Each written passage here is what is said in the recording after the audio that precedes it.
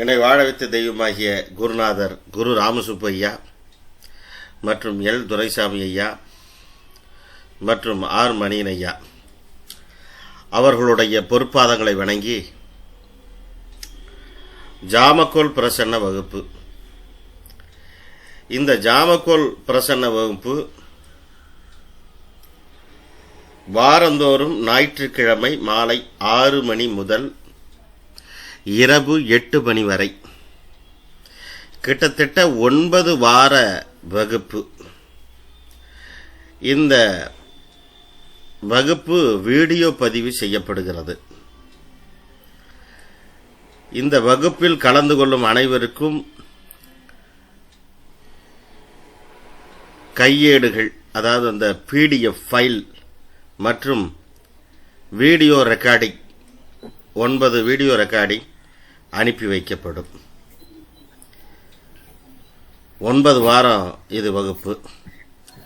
ஒவ்வொரு வாரமும் ஞாயிற்றுக்கிழமை மட்டும்தான் மாலை 6 to 8. ரைட்டுங்களா? பழைய மாணவர்களுக்கு முதல்ல புதிய மாணவர்களுக்கு சொன்னாதான் பழைய மாணவர்களுக்கு புரியும். புதிய மாணவர்களுக்கு 1800 ரூபாய் இந்த வகுப்புடைய குருதட்சணையும், பழைய மாணவர்களுக்கு 1200 ரூபாய். இந்த பழைய மாணவரை எப்படி நீங்கள் மீன் பண்ணுறீங்க? 6 மாதம் 1 வருஷம் உங்கள்கிட்ட படிச்சிருக்கணுமா? அப்படி கிடையாது. ஒரு வகுப்பு வந்துட்டு போனாலும் சரிதான். அவங்க ஏற்கனவே வந்தவங்க, அவர்களுக்காக அந்த தொகை 1200. அதுதான் சரிங்களா?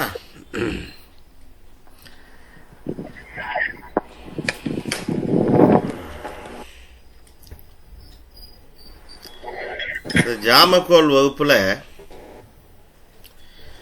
நிறைய விஷயங்களை பற்றி நாம் பார்க்கலாம். நிறைய விசேஷங்களையும்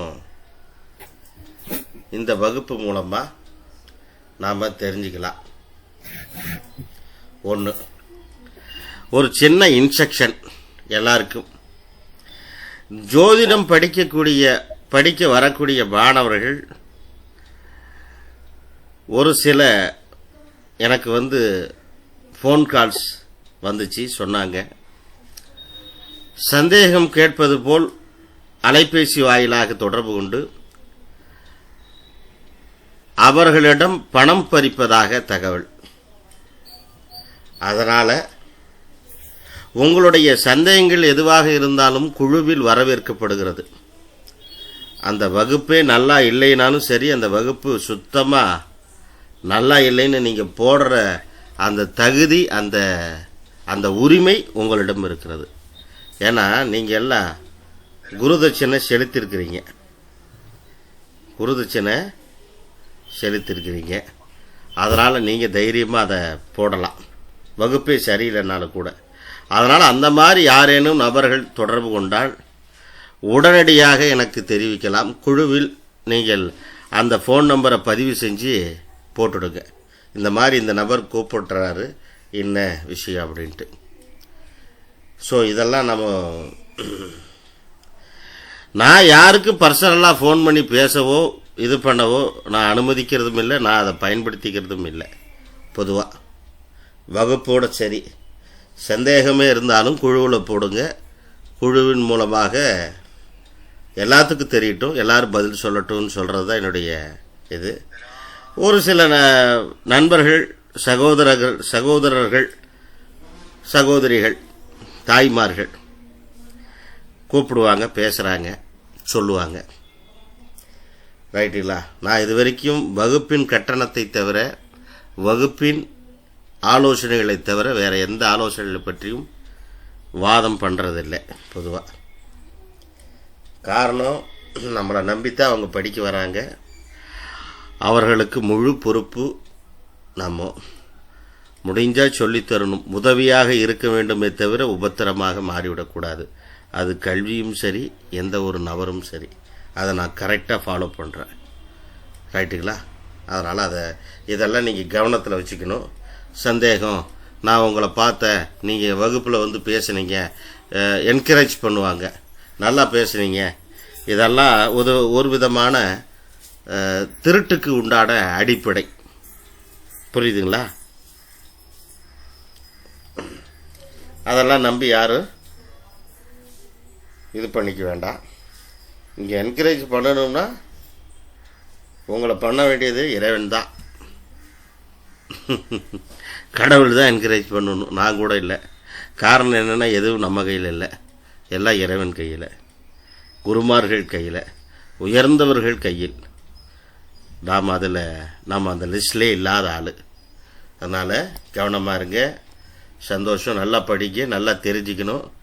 இந்த ஜாமக்கோல் பிரசன்ன வகுப்பு எல்லாருக்கும் சித்தி பெற்று இங்கே வந்திருக்கக்கூடிய மாணவர்களுக்கும் சரி, இந்த வீடியோவை பார்த்து கொண்டு இருக்கும் மாணவர்கள், மாணவிகள், தாய்மார்கள் மற்றும் குருமார்கள், ரொம்ப வயசில் உயர்ந்தவங்க, உன்னதமானவங்க அனைவருக்குமே என்னுடைய மனமார்ந்த வாழ்த்துக்கள், நன்றி. இந்த வீடியோ மூலமாக நீங்கள் பார்த்துக்கிட்டு இருந்தாலும் கூட இந்த வீடியோவை நீங்கள் நிச்சயமாக பார்ப்பீங்க. நீங்களும் ஜோதிடத்தில் மிகப்பெரிய ஒரு வளர்ச்சி அடையணும், வெற்றி அடையணும். ஆண்டவனை வேண்டிக்குவோம், வேண்டிக்கிட்டு வகுப்பை ஆரம்பம் செய்வோம். இது முதல் நாள் வகுப்பு. முதல் நாள் என்றால் 13/4/2025 ஞாயிற்றுக்கிழமை மாலை 6 மணி முதல் 8 மணி வரை. இது முதல் ஜாமக்கோல் பிரசன்ன வகுப்பு. அதை யாரும் மறந்துட வேண்டாம். இதுபோல் இன்னும் 8 வகுப்பு இருக்கிறதுன்னு அர்த்தம். அதுக்குன்னு ஒரு குழுவே தயார் பண்ணி அதில் வச்சுருக்கோம். ஏன்னா அந்த குழுங்கும் போது வந்தவங்களும் சேர்ந்தவங்களும் வருவாங்க, சேராதவங்களும் வருவாங்க, படிக்கிறவங்களும் வருவாங்க, பார்க்குறவங்களும் நிறைய வருவாங்க. அதனால் குழுவின் மூலம் குழு இருக்கும், அவ்வளோதான். ஒவ்வொருத்தருக்கும் லிங்க்கு அவருடைய பர்சனலாக தான் வந்திருக்கும். நீங்கள் பார்த்தீங்கன்னாவே தெரிஞ்சிருக்கும் உங்களுக்கு. ஒவ்வொருத்தருக்கும் லிங்கே நான் பர்சனலாக தான் அனுப்பியிருப்பேன். புரியுதுங்களா? அதனால் இப்போ குழுவை விட்டு நீக்கிட்டோம், வராதவங்க அந்த குழுவில் இருப்பாங்க. நீக்கினா என்ன சொல்லுவாங்க? இல்லை சார், நான் வரலாம், வீடியோ வாங்கலான் இருந்தேன், அந்த இருந்தாலும் நீங்கள் என்ன நீக்கிட்டீங்க, ரொம்ப கஷ்டமாயிடுச்சுங்கிறாங்க. இதெல்லாம் நான் அனுபவப்பட்டதால் அது பண்ணுறதில்ல. ரைட், சந்தோஷம். அவர்களும் நல்லா இருக்கணும், நம்மளும் நல்லா இருப்போம், சந்தோஷம். ஜாமக்கோல் பிரசன்னம் பார்ப்பதற்கான வழிமுறை பாடத்திட்டத்தை கவனிப்போம். கேள்விகளை கேட்கவும் கொடுத்திருக்காங்க. ஜாதகத்தில் பலன் பார்க்க முடியாத அல்லது தெரிந்து கொள்ள ஆசையுள்ள விஷயங்களை கேள்விகளாக கேட்கவும். ஒரு புரிதல் ரொம்ப ரொம்ப முக்கியம். ஜோதிடத்தில் இந்த புரிதல் சரியாக யாருக்கும் கிடைக்கலையா இல்லை யாரும் பயன்படுத்திக்கலையாங்கிறது தான் எனக்கு மிகப்பெரிய ஒரு கேள்வியாகவே இருக்கிறது. ஜோதிடத்தில் அனைத்து விதமான கேள்விகளுக்கும் அதில் பதில் இருக்கிறது. எல்லா கேள்விக்கும் பதில் அதுக்குள்ளேயே இருக்கு. ஆனாலும் கூட அதை புரிந்து கொள்ள முடியாமல் அது ஏதோ சீக்ரெட் பாஸ்வேர்டு மாதிரி பரிமாறிக்கொள்ளப்படுகிறதா இல்லை எப்படின்னு எனக்கு சொல்ல தெரியல. ஆனால் நான் தெளிவாக சொல்கிறேன், கவனிங்க. ஜாதகத்தில் பலன் பார்க்க முடியாத, இன்னைக்கு சாதாரணமாக என்னை ஒரு நபர் சந்திச்சாங்க. வந்த உடனே நான் கேட்டேன், அவர்கிட்ட ஒன்று கேட்டேன், என்ன பெண் ஜாதகமாக கொண்டு வந்திருக்கிறீங்களான்னு நான் கேட்டேன். அப்போ ஆமாம் சார், ஒரு பெண்ணுடைய ஜாதகம் இல்லை, 2 பெண்ணுடைய ஜாதகம் கொண்டு வந்திருக்கேன்னார். இல்லைங்களா? நம்ம வந்தவற்றை எந்த கேள்வியும் கேட்கல. நான் எடுத்தது என்ன சொன்னது, பெண்ணுடைய ஜாதகமாக கொண்டு வந்தீங்களான்னு தான் நம்ம கேட்கும். அதுக்கு அவருடைய பதில், ஒரு ஜாதகம் இல்லை 2 ஜாதகம் இருக்குது, அதை பாருங்க, எனக்கு அதில் ஒரு வழி கொடுங்க அப்படின்னு சொல்லி இன்னொரு வார்த்தையை சொன்னேன். பொருளாதாரத்தில் மிகப்பெரிய பிரச்சனைகளை சிக்கிட்டு இருக்கிறீங்க, கடன் வாங்குறதுக்கும் கேட்க வந்திருக்கிறீங்கன்னு நான் நினைக்கிறேன் அப்படின்னு. ஆமாம் சார், பேங்க்கில் மேனேஜர்கிட்டலாம் பேசிட்டேன், கடன் கொடுக்குறேன்னு சொல்லிட்டாரு, நீங்களும் ஓகே பண்ணிட்டீங்கன்னா கடன் வாங்கிடுவோம் சார். சொல்லும் போது எவ்வளோ சுவாரஸ்யமாக, எவ்வளோ சந்தோஷமாக இருக்குது. இப்போ நான் சொன்னதெல்லாம் இல்லையா, இருக்கா இல்லைங்களா? இல்லை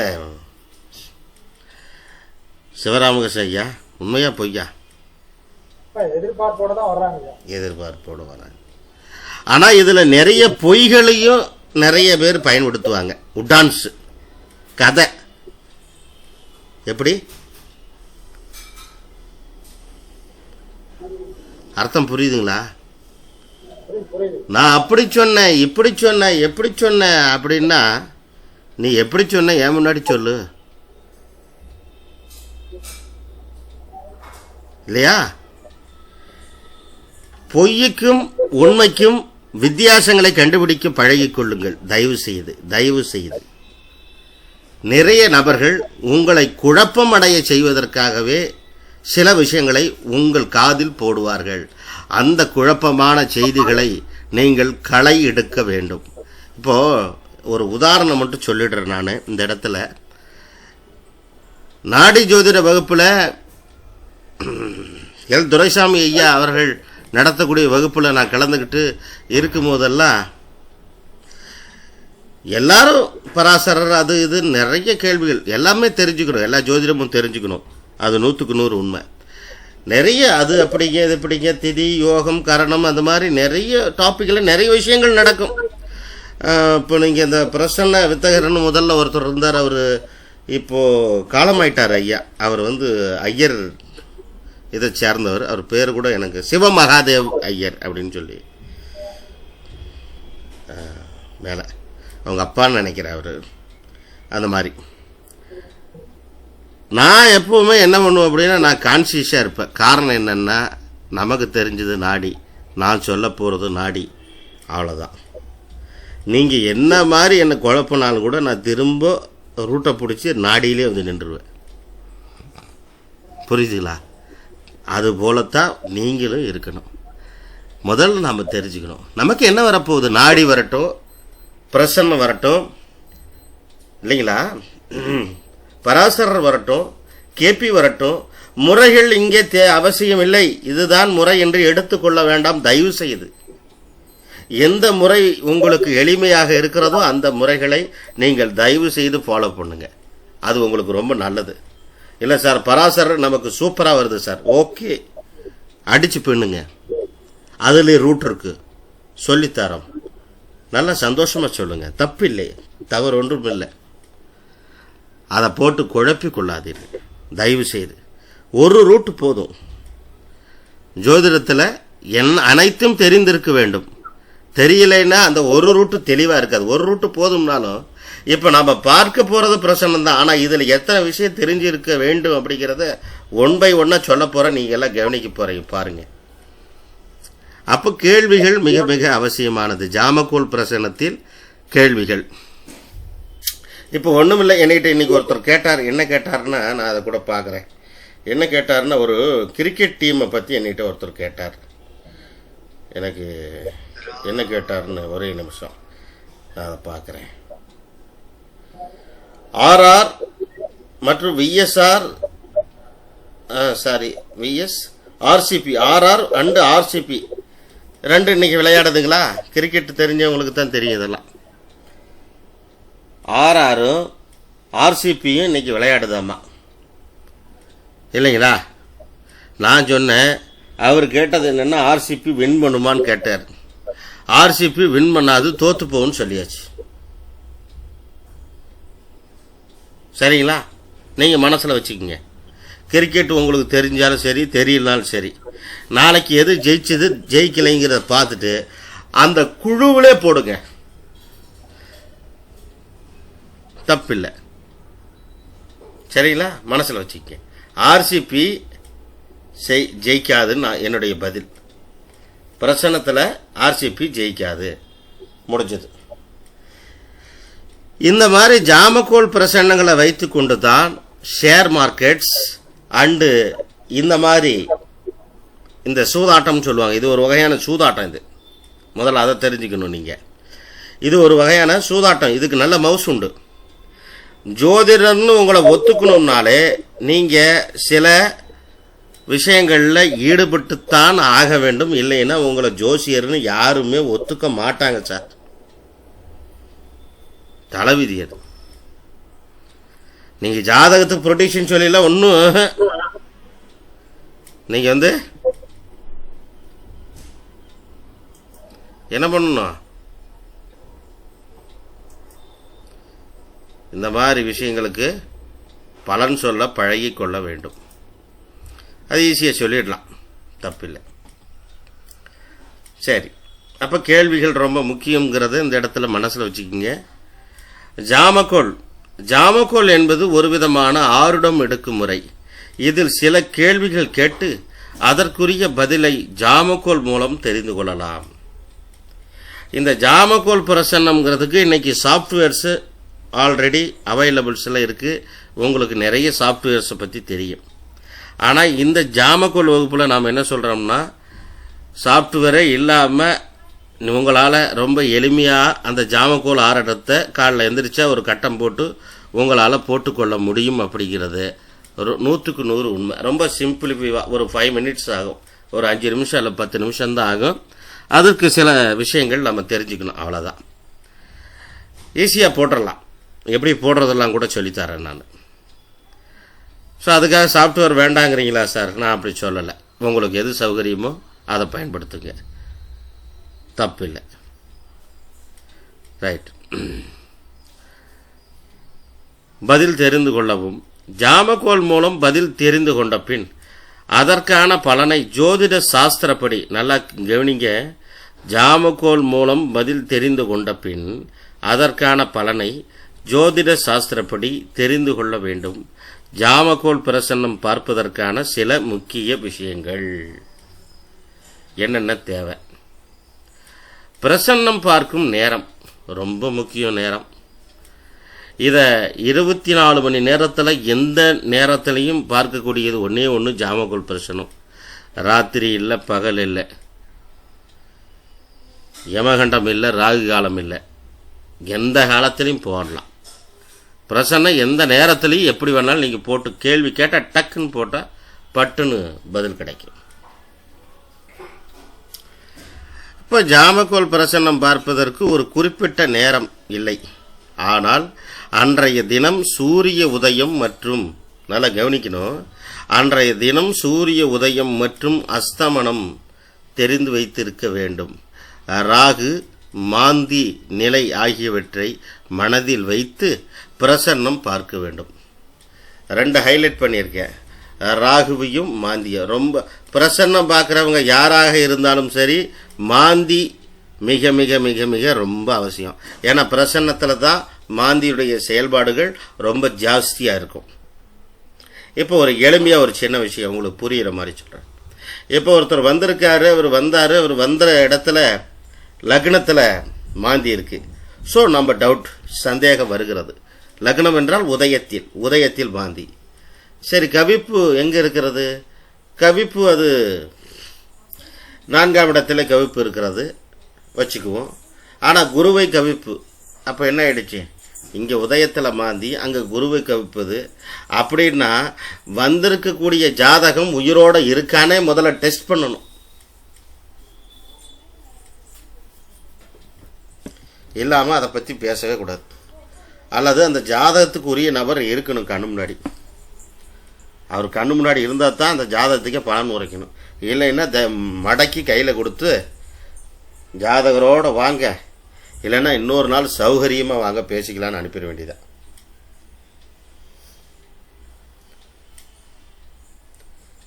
நான் சொல்கிறது உங்களுக்கு புரியுதுங்களா ஐயா?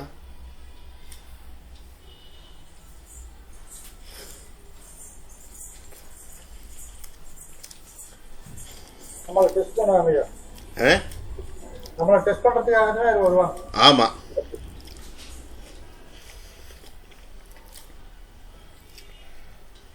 நம்மள லக்னத்துல மாந்தி இருக்க கூடாது இல்லைங்களா?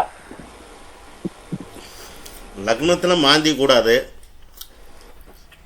குருவுடன் மாந்தி கூடாது.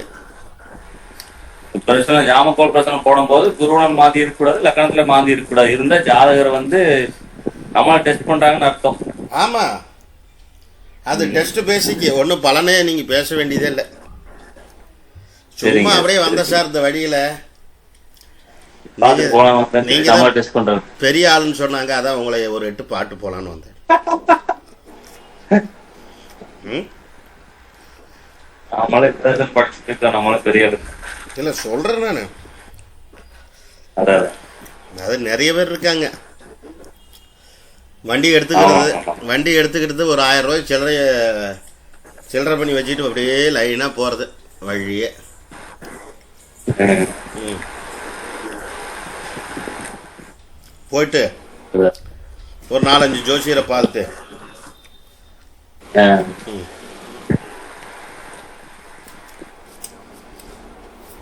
மக்கள் தெளிவானவங்க.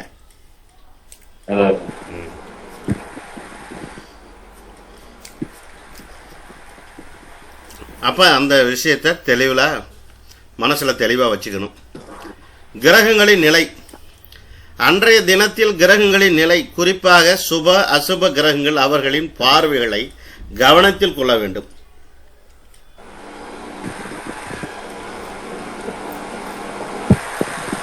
இது ரொம்ப முக்கியம். கிரகங்களுடைய நிலை. எங்கிருந்து சத்தம் வந்துகிட்டே இருக்கு பாருங்க, மியூட் பண்ணிடுங்க. அடுத்து கேள்விகள். கேட்கும் கேள்விகள் தெளிவாகவும் ஒரு குறிப்பிட்ட விஷயத்தை மையமாகவும் வைத்து இருக்க வேண்டும். நல்லா கவனிக்கணும்.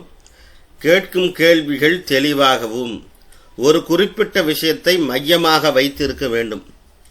சும்மா ஜாமக்கோல் பிரசன்னம் போட்டுட்டு இன்னைக்கு எது ஜெயிக்கும் சொல்லுங்களேன். எது ஜெயிக்கும்னா என்னன்னு சொல்றது புரியுதுங்களா?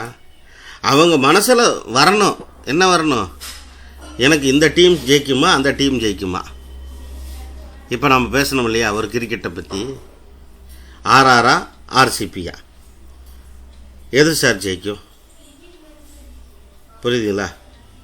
இந்த கேள்வியும் தப்பா ரைட்டுங்களா? ஆர்ஆர் ஜெயிக்குமா ஆர்சிபி ஜெயிக்குமான்னு கேட்டால் இந்த கேள்வி ரைட்டா தப்புங்களா? கொஞ்சம் டிசைட் பண்ணுங்க பார்க்கலாம்.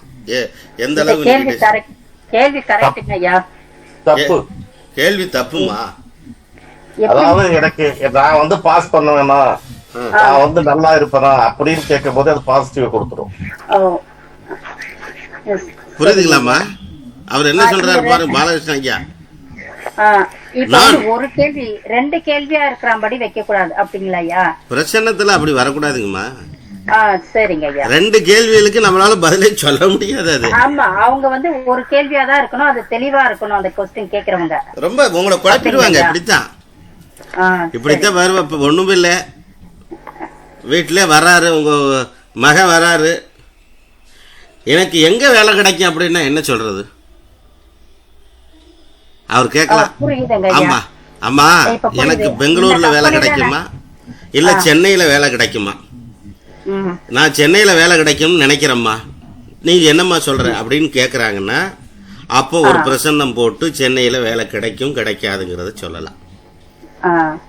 அவர் 2 ஊரை சொல்லுவாரு, நான் சென்னையில கிடைக்குமா பெங்களூர்ல கிடைக்குமா அப்படின்னு. அங்க என்ன சொல்லுவீங்க? இப்ப சென்னைக்கு எந்த கிரகம், பெங்களூருக்கு எந்த கிரகம், எங்க போறது நாமும் ஆண்டவனே? இப்படி சிக்கல். ரொம்ப தெளிவா இருக்கணும். நான் தான் என்ன சொல்றேன், திரும்ப திரும்ப கொஞ்சம் அசந்தினா கூட உங்களை குழப்பி விட்டுடுவாங்க.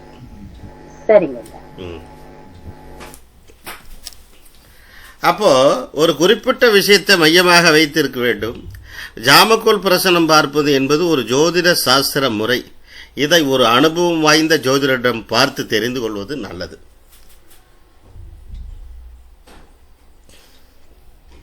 முடிச்சாச்சு. ஒரு அனுபவம் வாய்ந்த ஜோசியரை போய் பார்த்துங்க அப்படின்னு அவங்க சொல்லி முடிச்சுட்டாங்க. நிறைய பேர் நினைக்கலாம், எங்க இன்னும் பிரசன்ன கட்டம்லாம் வரல அப்படின்ட்டு. எடுத்த உடனே பிரசன்ன கட்டத்துக்கு போக முடியாது, கொஞ்சம் கொஞ்சமாக தான் போக முடியும். அடுத்தடுத்த வகுப்பில் தான் என்ன கேள்வி அதுக்கு என்ன பதில் சொல்லலாம், எப்படி அப்படிங்கிறதெல்லாம் சொல்ல முடியும். சரிங்களா? சரி, இப்போ ஜாமக்கோல் பிரசன்னம் பார்க்க தேவையான அம்சங்கள். வாங்க இப்ராஹிம் சார், வணக்கம். வாங்க ஐயா. வணக்கம் ஐயா. வணக்கம். நல்லா இருக்கீங்களா? நல்லா இருக்குங்க ஐயா. வீட்டில் எல்லாம் சௌரியங்களா? ரொம்ப நல்லா இருக்குங்க ஐயா. சந்தோஷம். சரி, சந்தோஷம். ரொம்ப நாள் கழிச்சு நீ வகுப்புக்கு வந்தது ரொம்ப சந்தோஷம். வாங்க. சரி. ம். ஜாமக்கோல் பிரசனம் பார்க்க தேவையான அம்சங்கள் என்ன தேவை? கிரக காரகத்துவம். அதாவது வந்துங்க, நாம் என்ன இது படித்தாலும் கூட அதில் நமக்கு தேவையான விஷயங்கள் என்ன அப்படிங்கிறது இங்கே எல்லாமே கிளீனாக கொடுத்துருக்கேன் நான். கிரக காரகத்துவம் மிக மிக மிக ரொம்ப அவசியம். கிரக காரகத்துவங்கள் கட்டாயம் நம்ம தெரிஞ்சு வச்சுருக்கணும், ரொம்ப அவசியம். இந்த ஜாமக்கோளில் பாவக காரகத்துவம் தான் ரொம்ப உன்னதமாக வேலை செய்யக்கூடிய ஒரு மேட்டர். பாவகம் 12 பாவகம். அப்போ ஒன்றாம் பாவம்னா என்ன, 2ஆம் பாவம்னா என்ன, 3ஆம் பாவம்னா என்ன, 5ஆம் பாவம்னா என்ன, இப்படி பாவங்களை ரொம்ப தலைகீழ நமக்கு பலன் சொல்ல தெரியணும் பாவங்கள். அப்போ பாவங்களுடைய தன்மை. ஏன்னா கிரக காரகத்துவங்கிறது வேறு, பாவக காரகத்துவங்கிறது வேறு. வானம் சாஸ்திரத்தில் வான மண்டலத்தில் பார்த்தீங்கன்னா கிரக காரகத்துவம் இருக்குதா இல்லை பாவக காரகத்துவம் இருக்கா? ராசி மண்டலம் அங்கே இருக்குதா, பாவம் இருக்குதா சார்? அங்கே வானத்துல கிரகம் தான் இருக்கும். கிரகம் இருக்குது, ராசி மண்டலம் இருக்குங்களா? ராசி மண்டலம் ராசி மண்டலம் இருக்கா?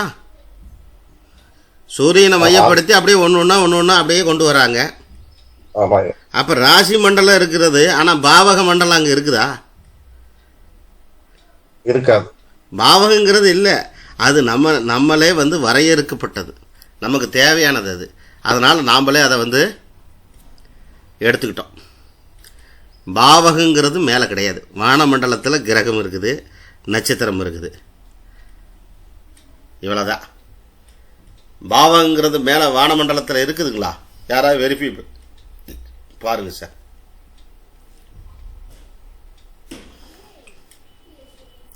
ஒரு அஷ்யூம், நமக்கு தேவையானதை நாம் எடுத்து சொல்வதற்கு சில கட்டுப்பாடுகளை விதிக்கப்பட்டிருக்கிறது.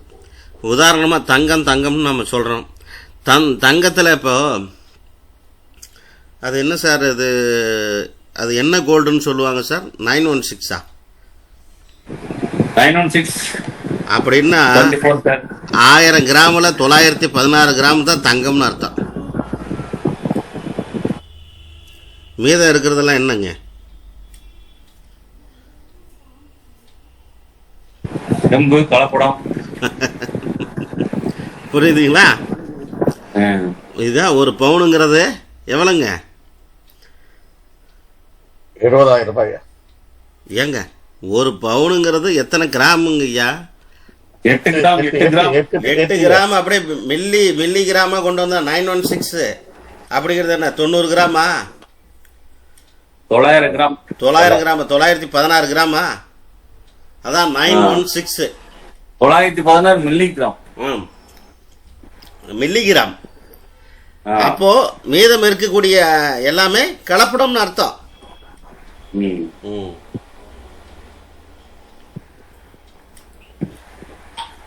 அதுபோல இங்க அப்பப்ப கலப்படமும் வரும். ஜாமக்கோல்லையா? எல்லாத்துலயுமே இருக்கு. ஜோசியம்னு ஆரம்பிச்சீங்கன்னா எல்லாத்துலயும் இருக்கு. அடுத்து யாம காரகத்துவம். யாமங்கள், அது யாமங்கள் எத்தனை அப்படிங்கிறதெல்லாம் சொல்லித்தரேன். அடுத்து ஆருடம்னா என்ன அப்படிங்கிறது, உதயம்னா என்ன, கவிப்பும்னா என்ன அப்படிங்கிறது. அடுத்து சூரிய வீதி, அதுக்கடுத்து கோச்சாரம், அதற்கடுத்து ராசி கதிர்கள், அதற்கடுத்து தாது, மூலம், ஜீவன். இது 3. தாது, மூலம், ஜீவன். அதற்கடுத்து ராகு காலம். அதற்கடுத்து யமகண்ட காலம். அதற்கடுத்து கோள்களின் குலம். குலம். இது ஒவ்வொன்றும் ஒவ்வொரு விஷயத்துக்கு பயன்படுது. ஒவ்வொரு விஷயத்துக்கு பயன்படுது. எல்லாமே ஒரே விஷயத்துக்கு அல்ல. ஒவ்வொன்றும் ஒவ்வொரு விஷயத்துக்கு பயன்படுகிறது.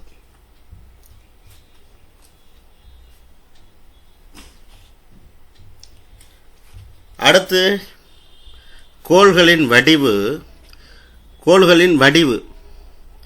கோள்களின் காலநிலை, கிரக சேர்க்கை பலன் உள்ளிட்ட அம்சங்கள். சரிங்களா? ரைட். அடுத்து ஆருடம். ஆருடம் என்பது நிமிடங்களால் கணக்கிடப்படுகிறது. 5 நிமிடத்திற்கு ஒரு ஆருடம். 1 மணி நேரத்துக்கு 12 ஆருடம். 12 ஆருடத்தில் 12 ராசிகளும் வந்துவிடும். நல்லா கவனிங்க. ஆருடம் என்பது நிமிடங்களால் கணக்கிடப்படுகிறது. Within 5 minutes. 5 நிமிடத்திற்கு ஒரு ஆருடம். அப்போ 60 நிமிஷத்துக்கு 1 மணி நேரத்துக்கு 12 ஆருடம் வந்துடும். அப்படியே 5 நிமிஷமா. அப்போது முதல்ல எங்கே ஸ்டார்ட் பண்ணுறாங்க? மேஷத்துலேருந்து முதல் 5. இப்போ 1 மணி நேரம் இருக்குதுன்னா அந்த 1 மணி நேரத்தில் முதல் 5 எங்கே ஸ்டார்ட் ஆகுது? மேஷத்தில் 5 நிமிஷம். அடுத்த 5 நிமிஷம் ரிஷபத்தில். அதற்கடுத்த 5 நிமிஷம் மிதுனத்தில். இப்படி அப்படியே 5 நிமிஷமாக அப்படியே ரொட்டீனாக கிளாக் வைஸில் வந்துக்கிட்டே இருக்கும். இதில் பார்த்தீங்க அப்படின்னா இந்த ஜாமக்கோல் பிரசனத்தில் clockwise, anti clockwise எல்லாம் நிறைய மேட்டர் இதில் சூட்சமாக இருக்குது. அதெல்லாம் நீங்கள் தெரிஞ்சுக்கணும், பார்க்கணும். அப்போது 5 நிமிஷத்துக்கு ஒரு ஆருடங்கிறது உங்களால் புரிந்து கொள்ள முடிகிறதா? அதில் ஏதாவது உங்களுக்கு சந்தேகம் இருக்குதா? சொல்லுங்கள் பார்க்கலாம்.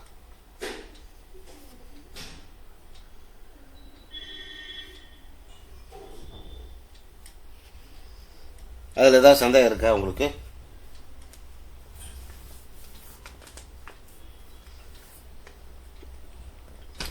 அஞ்சு நிமிஷத்துக்கு ஒரு ஆருடம் அப்படிங்கிறதுல ஏதாவது சந்தேகம் இருக்கா? இல்லை ஈஸியாக உங்களுக்கு புரியுதுங்களா?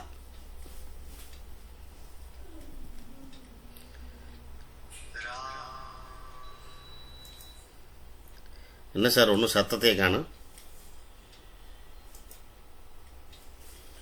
சொல்லுங்க சிவராமகிருஷ்ண ஐயா.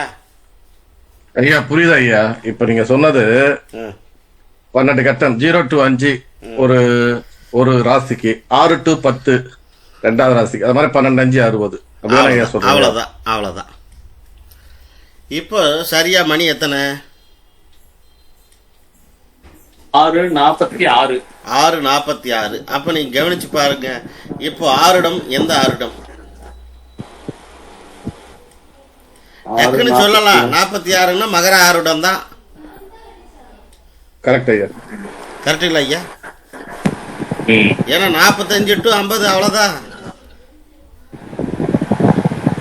கரெக்ட் ஐயா. மேசம் வந்து 0 to 5 அவ்வளவுதான் ஐயா. அவ்வளவுதாங்க ஐயா. ஓகே. அப்படியே சுத்தி வந்துட வேண்டியதான்.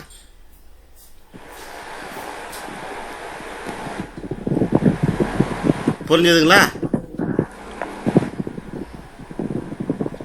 ஓகே ஐயா. ரைட்.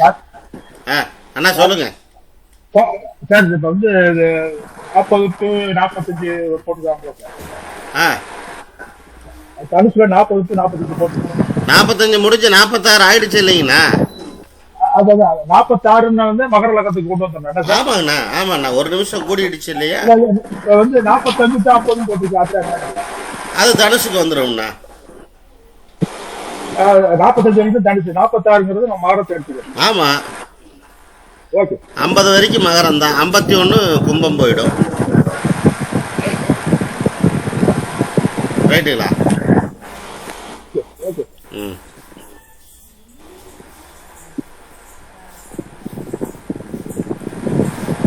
இங்கே சத்தம் வருது, கொஞ்சம் மீட் பண்ணிக்க. பேசுகிறவங்க உடனே மீட் பண்ணிக்க. அடுத்து ஆருடமே அதீத பலம். ஜாதகம் கேட்க வந்தவர் ஏறி வந்து நின்ற நிமிடத்தை ஆருடம் காற்றும். நல்லா கவனிங்க, ஆருடமே அதீத பலம்ங்கிறாங்க. ஜாதகம் கேட்க வந்தவர் ஏறி வந்து நின்ற நிமிடத்தை ஆருடம் காட்டும். ஆருடம் ஒரு ராசியை 5 நிமிடத்தில் கடக்கும். ஒரு ராசிக்கு 9 பாதம்.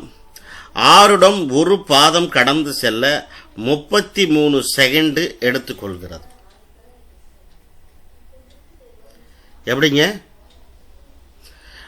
ஒரு பாதத்தை கடப்பதற்கு 33 செகண்ட் தான். ஒரு ராசி கட்டத்தில் மொத்தம் 3 நட்சத்திரங்கள்.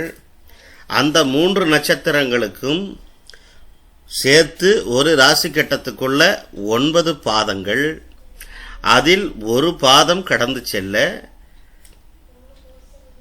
இந்த ஆருடத்திற்கு 33 செகண்ட் மட்டுமே நடக்கிறது. அவ்வளோதான் எடுத்துக்குது டைம். 33 செகண்டுக்கு ஒரு ஆருடம், சாரி ஒரு பாதம். அடுத்து பிரசன்னத்தில் ஆருடம் மிகவும் முக்கியமானவை. இது இந்த 33 செகண்ட் புரிஞ்சுதா சொல்லுங்க பார்க்கலாம். ஒரு பாதங்கிறது முதல்ல புரியுதா இல்ல அதுல சந்தேகம் வருதா? புரியலைங்க. அது புரியலீங்களா? 33 செகண்ட் புரியல. அதாவது ஒரு ராசி கட்டத்தில் 3 நட்சத்திரம் இருக்கு ஐயா. இப்போ உதாரணமாக மேஷம் என்றால் மேஷ ராசியில் அஸ்வினி நட்சத்திரம் 1 to 4 பாதம் இருக்குது ஐயா. அதிலே பரணி நட்சத்திரம் 4 பாதங்கள் இருக்கிறது ஐயா. அதுல கார்த்திகை 1ஆம் பாதம் இருக்கிறது. அப்ப ஆக மொத்தம் அதில் எத்தனை பாதங்கள் உள்ளது? 9 பாதங்கள் இருக்கிறது ஐயா. அதுல இந்த ஆருடத்துல இந்த ஆருடம் வந்து என்ன பண்ணுது அப்படின்னா, ஒரு ஆருடம் விடுகுது அப்படின்னா அது வந்து கிட்டத்தட்ட ஆருடம் என்பது ஒரு ராசியை 5 நிமிடத்தில் கடந்து விடுதுங்கிறாங்க. உதாரணமா ஃபர்ஸ்ட் 1 மணி நேரத்தில் முதல் 5 நிமிஷத்தில் அந்த மேஷத்துலேருந்து அது கடந்துடுது. 6வது நிமிஷம்னா ரிஷபத்துக்கு போயிடுதுங்கிறாங்க.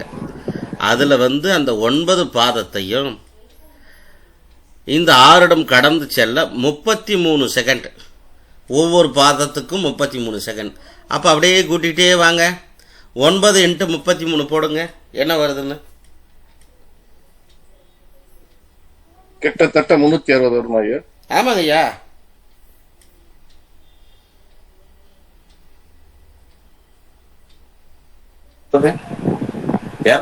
வருதுங்க. எவ்வளோ வருது? 297. 33 × 9. 30 × 9 270 சார். ஆமாங்க. 297 வருதா? 33 × சரிங்க 9 போட்டீங்கன்னா 297 வருதுங்களா? ஆமாங்க. கரெக்ட் ஐயா. வருதுங்களா ஐயா? கரெக்ட் ஐயா.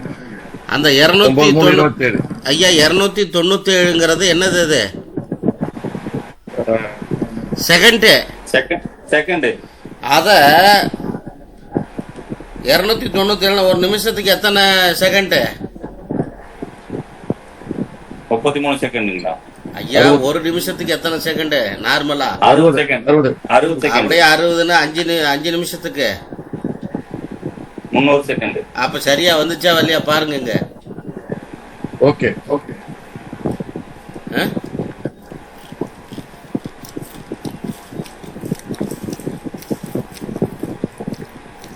சரிங்க. கரெக்டா புரியுதா? புரியாம சரின்னு சொல்லக்கூடாது. ஆனா புரியலன்னா இன்னும் 2 தடவை கூட பேசலாம், தப்பு இல்லை. அது 3 செகண்ட் வித்தியாசம். அது வந்து முன்ன பின்ன மாறதான் செய்யும். ஆமாங்க ஐயா. ஓகேங்க. என்ன முருகேசன் சார், உங்களுக்கு புரிஞ்சுதா? புரிஞ்சுதுங்க. ம். அதான் கணக்கு. Okay okay. உஷாமா, உங்களுக்கு ஐயா புரிஞ்சுதுங்க ஐயா. நீங்கள் வந்து புதுசாக வந்திருக்கிறீங்க, இங்கே ஆமாங்க எல்லாரும் ஐயா. பேசுகிறாங்கன்ட்டு நமக்கு வந்து பேச சங்கடமாக இருக்குது, கூச்சப்பட்டுட்டு இருக்க வேண்டாம். தயவு பண்ணி நீங்கள் பேசிடலாம். ஐயா அதெல்லாம் ஒண்ணும் இல்லைங்க ஐயா. ஒரு ராசி கட்டத்துல வந்து 3 நட்சத்திரம், அதுக்கு 9 பாதம் சொல்லியிருக்கீங்க. அந்த ஒவ்வொரு பாதத்தையும் கடக்க 33 செகண்ட் எடுக்குது அப்படின்னு சொல்லியிருக்கீங்க. 33 × 9 297 செகண்ட் ஆகுதுங்க ஐயா. அப்ப அதுல இருந்து நம்ம ஒவ்வொரு செகண்டுக்கும் நம்ம வந்து கணக்கு போட்டு நம்ம அந்த இதை வந்து பிரிச்சுக்கணும். அவ்வளோதான். சரிங்க ஐயா. செகண்ட் கூட ரொம்ப முக்கியம் சரிங்க ஐயா. பிரசன்னத்தில் ஆ அப்படின்னு சொல்கிறாங்க. ஒவ்வொரு பாதத்துக்கும் ஒவ்வொரு நட்சத்திர பாதத்துக்கும் ஒவ்வொரு விதமான பலாபலன்களை நம்மளால் சொல்ல முடியும். அங்கே அது கூட நமக்கு நிறைய டீட்டெயிலை எடுத்து கொடுக்கறது அப்படிங்கிறத கூட சொல்கிறேன் இல்லைங்களா? சரிங்க ஐயா. அதுதான், அதுக்காகத்தான் அந்த இது.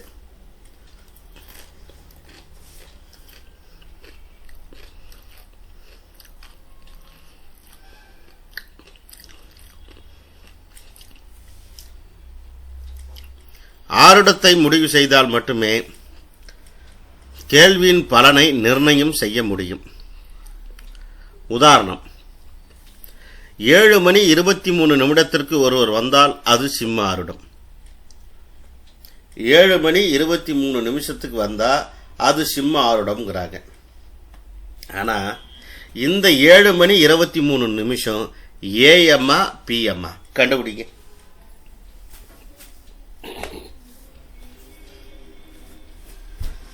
வந்தவரை வச்சுதாங்க ஐயா முடிவு பண்ண முடியும். வந்தவரை வச்சு எப்படி முடிவு பண்ணுவீங்க? நீங்க இப்ப ஆருடம் போடணும்ல. இப்ப போட்டா பிஎம் சிம்ம ஆருடம்னு சொல்லிட்டாங்க. 24 இரவா? இப்போ 7 வந்தாலும் பகலா ஐயா? என்னங்க ஐயா? 12க்கு மேல வந்துச்சுன்னா இரவா? இந்த இடத்துல தான் நீங்க குழப்பிக்கிறீங்க. இப்ப வந்து ஏஎம் பிஎம்ங்கிறத இப்ப வந்து அவங்க முருகேசன் சார் சொன்னார் பாருங்க, ஆள் வர நேரத்தை வச்சு சொல்ல முடியும் அப்படின்னாரு இல்லைங்களா? இதில் ஒரு சின்ன திருத்தம். ஒவ்வொரு மணி நேரத்துக்கு சிம்ம ஆருடம் வருமா வராதா பாருங்க. வராதா?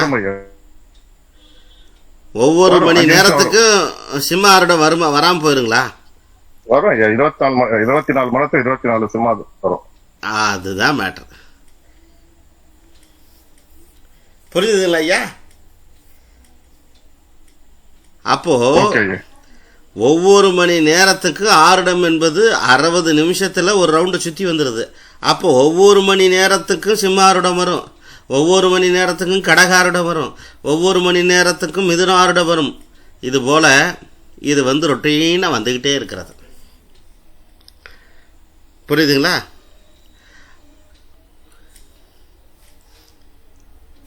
இது புரிஞ்சுதுங்களா?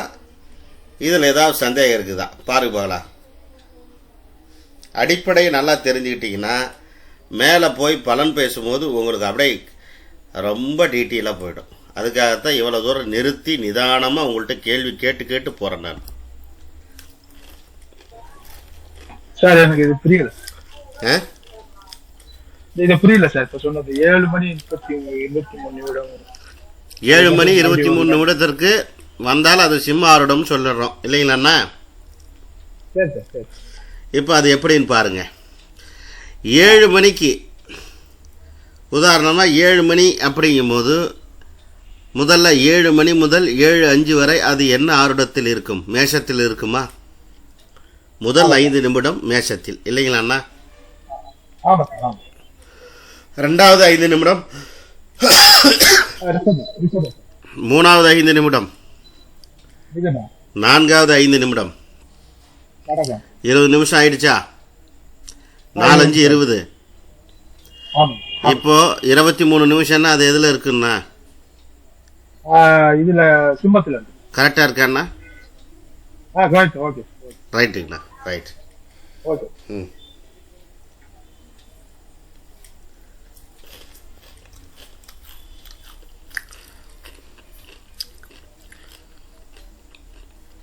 புரிஞ்சுதுங்களா சார்? மற்றவங்களுக்கு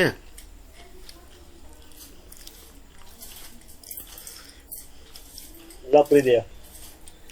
ஒவ்வொரு 5 நிமிஷத்துக்கு அது எங்கே இருக்குங்கிறது அப்படியே உங்கள் மைண்டில் கொண்டு வந்துடலாம் 5 நிமிஷத்துக்கு. சரி, அடுத்தது உதயம் கணிக்க தேவையானது. அன்றைய தமிழ் தேதி ரொம்ப முக்கியமானது. அதுக்கு தான் டெய்லி நம்ம பஞ்சாயத்தை பார்த்துடணும் அப்படின்னு. சூரிய உதயம். இப்போ சாதாரணமாக சூரிய உதயம் வந்து இன்னைக்கு சூரிய உதயம் எத்தனை மணிக்குன்னு யாருக்காவது தெரியுங்களா ஐயா? 6:30க்கா 6:38க்கா எத்தனை மணிக்குங்க?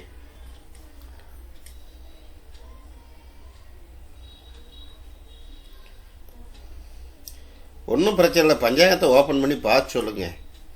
ஒன்றும் அவசரம் இல்லை, நான் வெயிட் பண்ணுறேன்.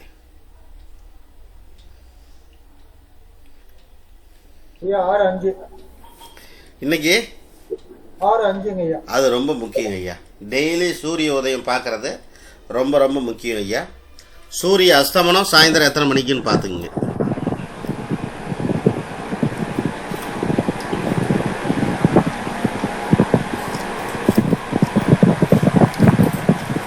சூரிய அஸ்தமனம் எத்தனை மணிக்குங்க? 6:28. அதையும் குறிச்சிங்க, ரொம்ப முக்கியம் அது. சூரியன் ஒரு நாளில் 4 நிமிடம் நகர்ந்து செல்கிறது. 4 நிமிடம் என்பது ஒரு பாகையாகும். சூரியன் ஒரு நாளில் 4 நிமிடம் நகர்ந்து செல்கிறது. 4 நிமிடம் என்பது ஒரு பாகையாகும். பகல் உதயம் கணித்தல். தமிழ் தேதி ஆவணி. இது அப்படியே நீங்கள் இது பண்ணணும், வெரிஃபை பண்ணணும்.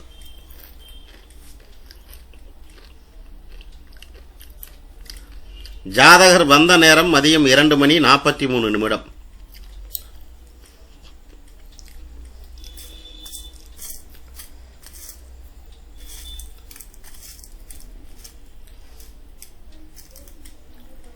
சூரிய அஸ்தமனத்திலிருந்து சூரிய உதயத்தை கழிக்க வேண்டும்.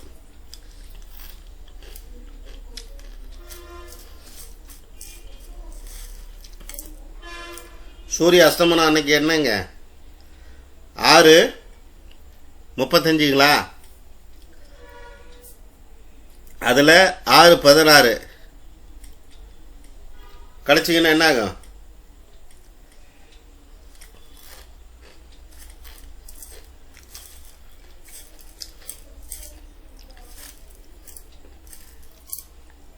பன்னெண்டு 19 சார்.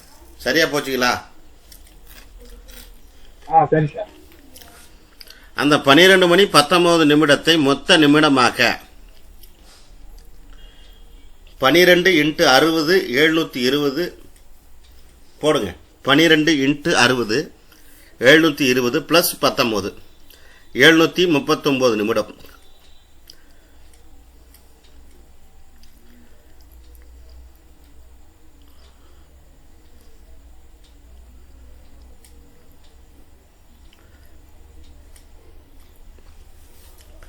இந்த மாதிரிலாம் கணக்கு போடணுமான்னு கேட்குறீங்க இல்லைங்களா? கேட்கணுமே இந்த இடத்துல.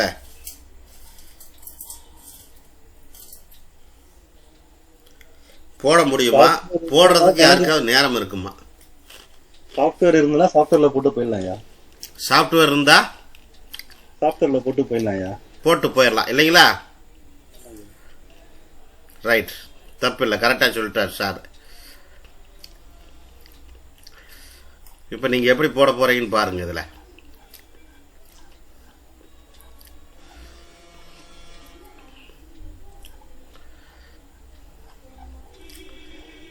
குறிச்சிக்கங்க. ஜாம நேரங்கள் காலையில், அதாவது ஒவ்வொரு 1.5 மணி நேரமும் காலையில் சூரிய உதயத்திலிருந்து கணக்கு பண்ணணும் சார். இன்னைக்கு காலையில் சூரிய உதயத்திலிருந்து என்ன கணக்கு பண்ணீங்க? எத்தனை மணின்னு சொன்னீங்க சூரிய உதயம்? ஐயா சொன்னார் 6:05.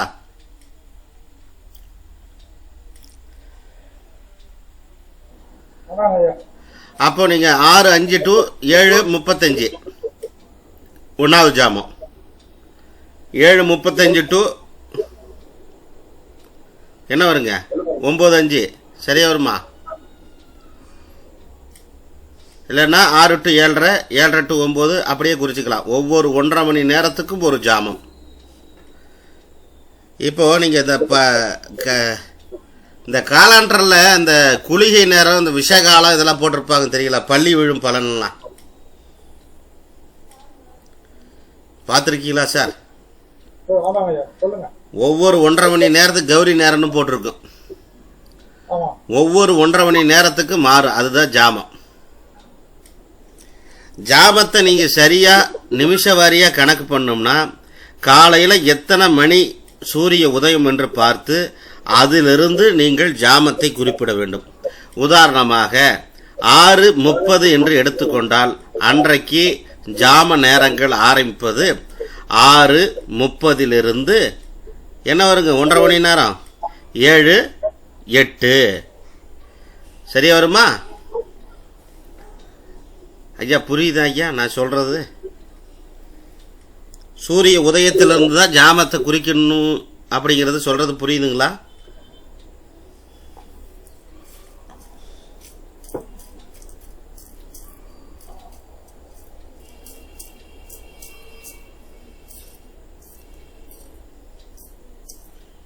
யாருக்கெல்லாம் புரியல சொல்லுங்க பார்க்கலாம்.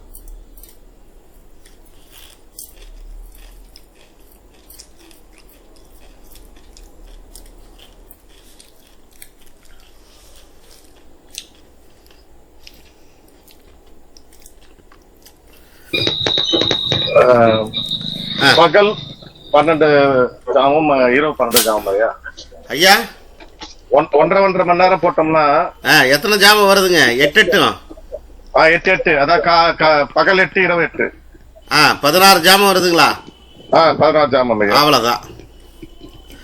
அப்ப இரவு ஜாமம் எப்படி போட போறீங்க, பகல் ஜாமம் எப்படி போட போறீங்க அப்படின்னா, இரவு ஜாமம் என்பது சூரிய அஸ்தமனத்தை வைத்து, பகல் ஜாமம் என்பது சூரிய உதயத்தை வைத்து. அர்த்தம் புரியுதுங்களா ஐயா?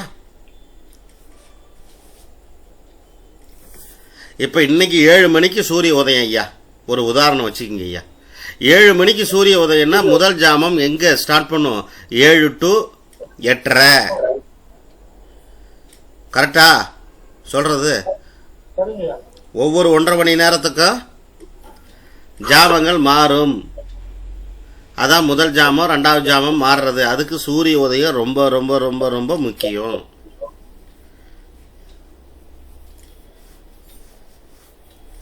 புரியுதுங்களா ஐயா? மேக்சிமம் மினிமம் சூரிய உதயங்கிறது 6:30 மணிக்குள்ள வந்துடும். கரெக்டு தானா? 6:30 6:45 வந்துடும். வந்துடுமா வராதுங்களா?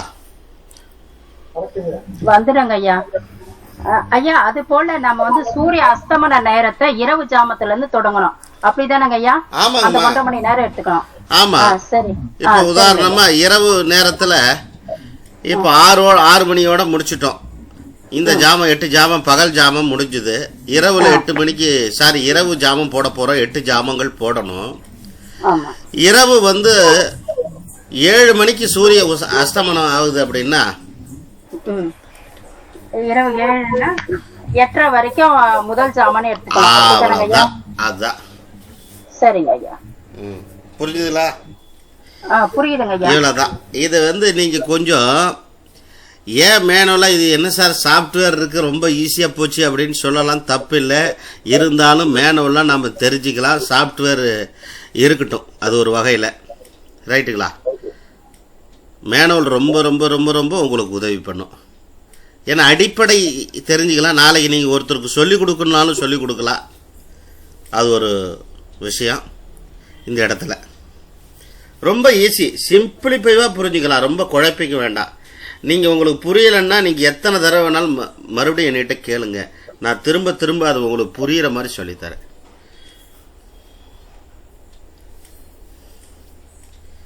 புரிஞ்சுதுங்களா? இப்போ இந்த விஷயம் புரிஞ்சுதா? முதல்ல பகல் 8 ஜாமும் இரவு 8 ஜாமும் புரிஞ்சுதுங்களா?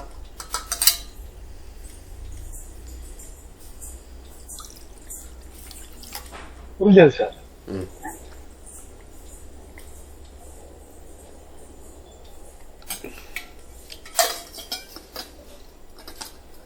பகல் 8 இரவு 8.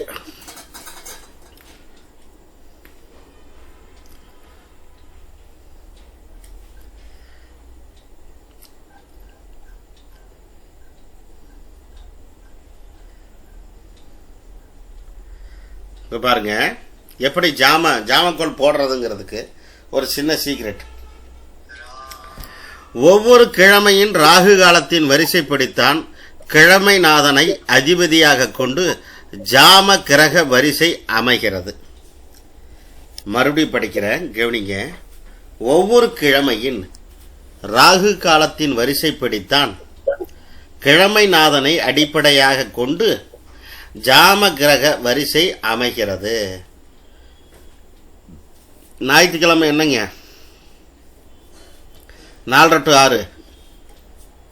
ராகு காலம் ஐயா. இன்னைக்கு என்ன கிழமைங்கம்மா? இன்னைக்கு ஞாயிற்றுக்கிழமை. ஞாயிற்றுக்கிழமை. ஆமாங்க. அப்ப இன்னைக்கு காலையில ஜாம கிரக வரிசை என்ன ஆரம்பிக்கும்? ஃபர்ஸ்ட் எது ஆரம்பிக்கும்? இன்னைக்கு சூரியன் ஆரம்பிக்குங்க. அதுக்கு அடுத்து என்ன கிரகம் போடணும்? என்னங்க ஐயா? அதுக்கு அடுத்த கட்டத்துல என்ன கிரகமா போடணும்? செவ்வாய். அதுக்கு அடுத்து குரு. அப்புறம் புதன், சுக்கிரன், சனி, சந்திரன். அப்புறம் பாம்பு, ராகு, கேது. அதாவது ராகு காண்டமாவோ யமகண்டமாவோ எடுத்துக்கணுங்களா? இல்ல ராகு தான் வரும், கேது வராது. ராகு. ஒரு சின்ன சார்ட் பாக்குறீங்களா? புரியும். இப்ப பாருங்க, இன்னைக்கு ஞாயிற்றுக்கிழமை இல்லையா? 4 to 6 சரிதானுங்களா? அப்ப கிரகங்களை எப்படி வரிசையா நீங்க எழுதுவீங்க?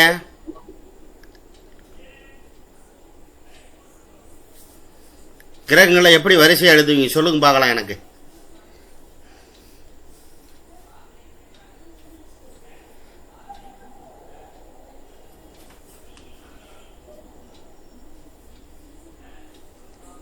என்ன சொல்ல மாட்டேங்கிறீங்க?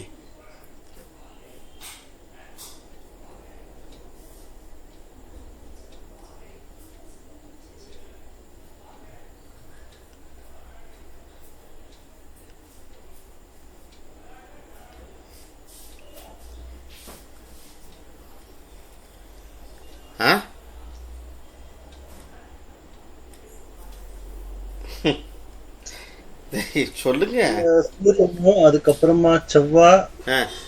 எப்படிங்க சார்? சொல்லுங்க சார். முதல்ல சூரியனை போட்டுக்கணும். சரிங்க சார். அதுக்கப்புறமா செவ்வாய். அது ஓகே. ஐயா எப்படி எழுதுவீங்கன்னு கேட்டேன். ஐயா ஸ்திர ராசியில மட்டும் அந்த கிரகங்கள் வரலங்க ஐயா. ஸ்திர ராசியில் அந்த கிரகம் வரக்கூடாது. ஓகேம்மா. ஸ்திர ராசிகள் எத்தனை ராசி இருக்கு? 4 ராசி இன்ட்டு பண்ணுங்க. ரிஷபத்தை இன்ட்டு பண்ணுங்க. முதல்ல சிம்மத்தை இன்ட்டு பண்ணுங்க. ரிஷபம், சிம்மம் இதை 2 இன்ட்டு பண்ணிட்டீங்களா? ஆமா. விருச்சிகத்தை இன்ட்டு பண்ணுங்க. கும்பத்தையும் இன்ட்டு பண்ணிடுங்க. வரிசைப்படி எப்படி எழுதுவீர்கள்? ஆன்டி கிளாக் வைஸா ஆன்டி கிளாக் வைஸா? அத முதல்ல எனக்கு சொல்லுங்க. ஆன்டி கிளாக் வைஸ் ஐயா. அப்படி சொல்லுங்க. அருமையா இருக்கு பதில். ஆன்டி கிளாக் வைஸ்ல எழுதணும். அப்ப ஞாயிற்றுக்கிழமைனா என்ன கிரகத்தை அங்க எழுத போறீங்க? இப்போ சூரியன். எங்க எழுதுவீங்க? எந்த ராசின்னு சொல்லுங்க ஐயா. மேஷ ராசியில் சூரியன். அடுத்து மீனத்துல என்ன கிரகம் இருக்குங்க? செவ்வாய் இருக்கும். அம்மா எழுதிங்க. செவ்வாய் இருக்கும். அடுத்து கும்பத்துல கிரகம் வருமா? வராது. Super super. அதுக்கு அடுத்து எங்க போவோம்? திங்கள். அதாவது மகரத்துல திங்கள். மகரத்துல திங்கள் இல்ல, குரு. சாரி ஐயா, ஒன்னும் தப்பு இல்ல. குரு. அதற்கு அடுத்து தனுசுல என்ன கிரகம் வரும்? புதன். அடுத்து விருச்சிகத்துல எழுதிடலாங்களா? இல்ல ஸ்திரம் கிடையாது. எழுதக்கூடாது. ரைட். அதற்கடுத்து துலாத்துல என்ன கிரகம்? சுக்கிரன். சரிங்களா ஐயா? ஓகே ஐயா. அதற்கடுத்து கன்னியில் என்ன கிரகம்? சனி. சனி பகவான். அடுத்து சிம்மத்துல கிரகம் எழுதலாங்களா? எழுதக்கூடாது. சிரத்துல கிடையாது. அடுத்தது பாம்பு. ரைட். சந்திரன் எங்க வரும்? அதுக்கு அடுத்தது ஐயா. எங்க வரும்? கடகத்துல வரும். ஓகே ஐயா. கடகத்துல சந்திரன் வரும். அதற்கடுத்து பாம்பு எங்க வரும்? மிதுனத்தில் வரும். மிதனத்துல வரும். இப்போ இன்னைக்கு ஞாயிற்றுக்கிழமைன்னா இன்னைக்கு இன்னைக்கு என்ன கிரகம் ஆரம்பிச்சது? சூரியன். அன்றைய நாள் அதிபதி தான் ஆரம்பிக்கிறான். அப்ப சூரியன் ஃபர்ஸ்ட், அடுத்து செவ்வாய், அதற்கடுத்து குரு, அதற்கடுத்து புதன், அதற்கடுத்து சுக்கிரன், அதற்கடுத்து சனி, அதற்கடுத்து சந்திரன். இப்ப நாளைக்கு என்ன கிழமை ஐயா? என்னங்க ஐயா?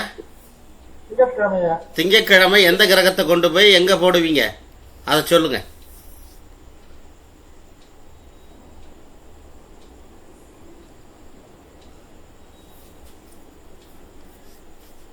மேஷத்துல இருந்து ஆரம்பிச்சீங்களா சந்திரன்? என்னங்க ஐயா? மேஷத்துல சந்திரன் ஆரம்பிக்கிறோம். மேஷத்துல இருந்து சந்திரன் ஆரம்பிக்கும். எப்படி ஐயா மேஷத்துல ஆரம்பிக்கும்? கடகத்து. ஓ ரைட், ஆமா, கிழமைநாதன். கரெக்ட், கடகம் தான் கரெக்ட். கடகத்துல இருந்து ஆரம்பிக்குமா? எங்க நீங்க சொல்லுங்க, ஏதாவது தப்பு இருந்தாலும் சொல்லுங்க. கிழமைநாதன் சந்திரன். சந்திரனுக்கு உண்டான ராசி வந்து கடகம். ஆ.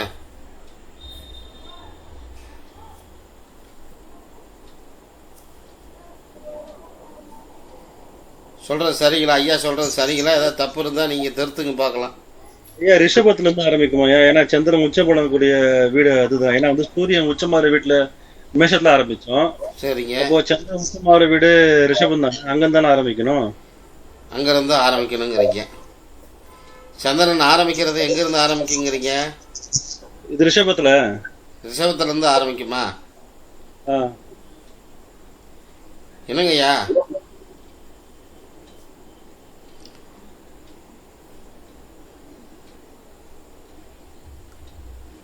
கண்டுபிடிப்பாங்களா? எங்க ஆரம்பிக்கும் நீங்களே கண்டுபிடிங்க பார்க்கலாம்.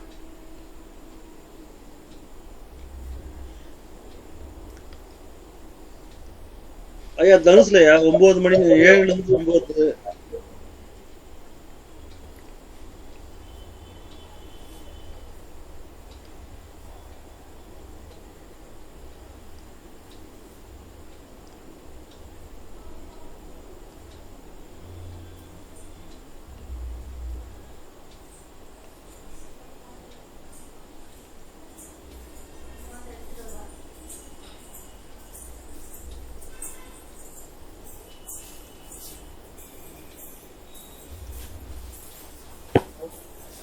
கண்டுபிடிங்க. கண்டுபிடிச்சிட்டீங்களா? பொறுமையா சிந்திச்சு பாருங்க. என்ன தோணுதோ அது சொல்லுங்க.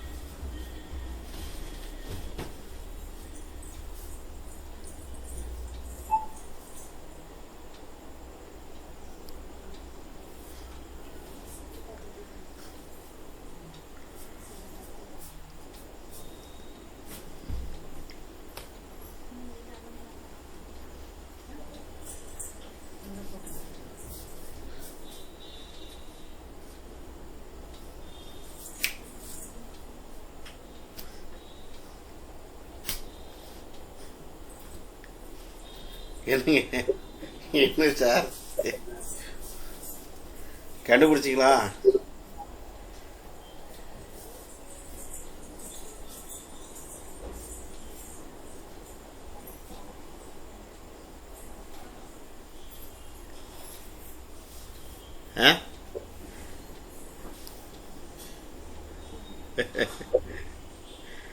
என்ன சார் கண்டுபிடிச்சிங்களா கண்டுபிடிக்கலைங்களா ஐயா?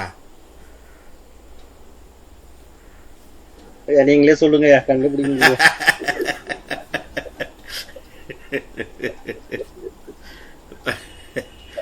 எதுக்குடா வாப்பு, நீங்களே சொல்லிட்டு போகப்பா. அப்படிங்கிறார் சாரு. தப்பில்லை, பாருங்க ஐயா, ஒன்றும் தப்பில்லை, நீங்கள் சிந்திக்கிறதும் தப்பில்லை, ஒன்றும் பிரச்சனை இல்லை. பாருங்க ஐயா, யாமக்கோள், அதாவது ஜாமக்கோள் கிரகம், அதன் வரிசை கிரக பெயர் என்ன சொல்றாங்க பாருங்க. கதிர் என்றால் சூரியன், சேய் என்றால் செவ்வாய், மனசுல வச்சுக்கணும். பொன் என்றால் குரு, மால் என்றால் புதன், புகார் என்றால் சுக்கிரன், மந்தன் என்றால் சனி, மதி என்றால் சந்திரன், பாம்பு என்றால் ராகு கேது. அது ராகு தான் வரும், கேது வராது. இந்த வரிசையில் கிரகங்கள் பின்னோக்கி நகரும். ஒருவர் கேள்வி கேட்கும்போது எந்த நேரத்தில் கேள்வி கேட்கிறாரோ அந்த நேரத்திற்கு உண்டான ஜாமத்தில் முதலில் பார்க்க வேண்டும். அன்றைய கிழமைநாதன் அந்த ஜாமம் முதல் வரிசைப்படி பின்னோக்கி செல்வார். என்ன கொடுத்துருக்காங்க பாருங்க. மறுபடியும் படிக்கட்டுமா அந்த விஷயத்த? ஒருவர் கேள்வி கேட்கும்போது எந்த நேரத்தில் கேள்வி கேட்கிறாரோ அந்த நேரத்திற்கு உண்டான ஜாமத்தை முதலில் பார்க்க வேண்டும். அன்றைய கிழமைநாதன் அந்த ஜாமம் முதல் வரிசைப்படி பின்னோக்கி செல்வார் அப்படின்னு சொல்லிட்டாங்க. நல்லா கவனிச்சு பார்த்தீங்கன்னா எந்த கிரகமாக இருந்தாலும் நல்லா கவனிச்சு பாருங்க, எதிலிருந்து ஆரம்பிக்கும்னு பாருங்க. எந்த கிரகமாக இருந்தாலும் என்ன ராசி கட்டத்திலிருந்து ஆரம்பிக்கும் அப்படின்னா மீனத்திலிருந்து தான் ஆரம்பிக்கும். எதிலிருந்து ஆரம்பிக்கும்? ஞாயிற்றுக்கிழமை, அதாவது அப்படியே பின்னோக்கி நகர்த்திட்டே வரணும். ஞாயிறு, அதுக்கு அடுத்து பின்னாடி என்னங்க?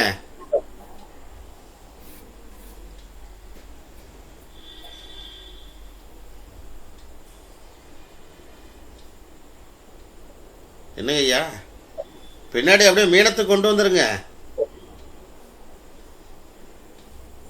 அப்போ மீனம் அப்படியே கும்பம் அப்படியே கும்பம் வராது, கும்பம் அப்படி வரும். ஓகேங்க, கும்பம் வராது.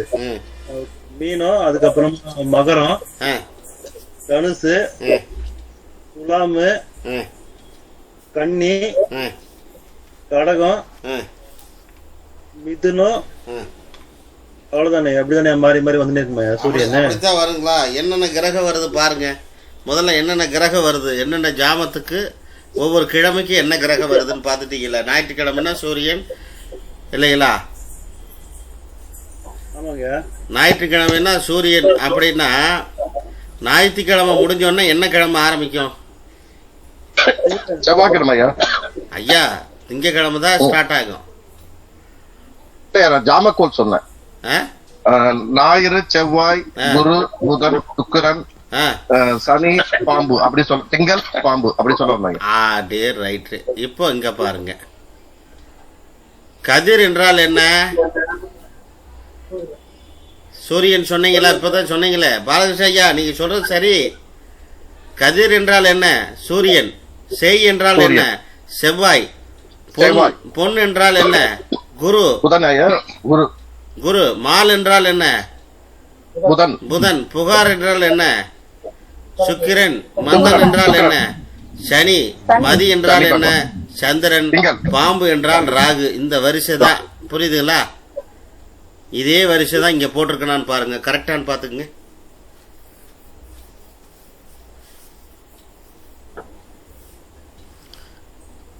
இந்த வரிசையை தெளிவா போட்டிருக்கனா?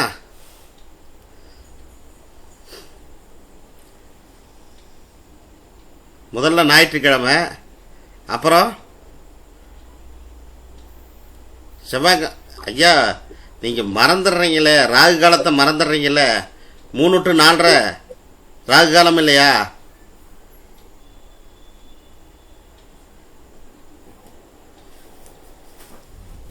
புரியலையா? அப்போ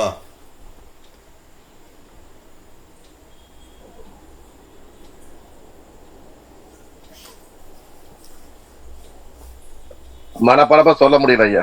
மனப்பாடம் இல்லை, மனப்பாடம் பண்ணிடலாம். இப்போ பண்ணிடலாம், ஒன்றும் தப்பு இல்லை. பாருங்க, ஞாயிற்றுக்கிழமை நீங்கள் பார்த்தாச்சு. ராகு காலத்தை மனசில் வைங்கன்னு சொன்னேன் நான், வேற ஒன்றுமே சொல்லலை. ராகு காலத்தை மனசில் வச்சு இப்போ மனப்பாடமாக நீங்கள் இதை பார்த்து சொல்லுங்க. ஞாயிற்றுக்கிழமை என்ன, எத்தனை மணிக்கு ராகு காலம் சொல்லுங்களேன்? 4 to 6 ஐயா. செவ்வாய்க்கிழமை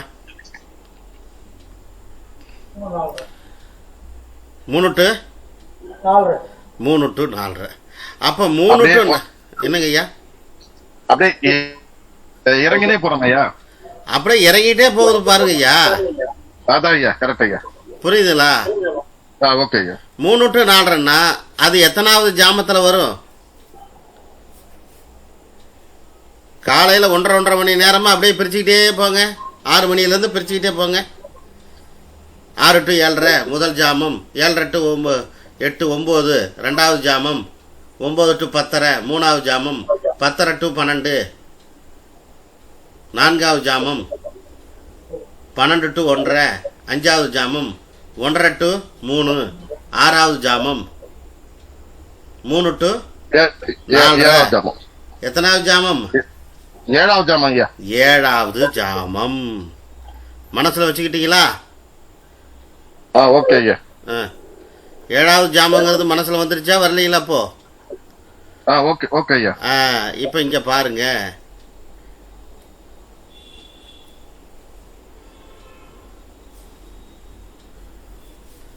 என்ன கொடுத்துருக்கேன்? ஜாமக்கோள் கிரகங்களின் கிழமை நாதனே மீனத்தில் உதயமாகி ஆன்டி கிளாக் வைஸில் பின்னோக்கி ஒவ்வொரு கிழமை நாதனும் காலை 6 மணிக்கு மீனத்தில் உதயமாகி பின்னோக்கி நகரும். புரிஞ்சுதா? எங்கிருந்து ஸ்டார்ட் ஆகுதுன்னு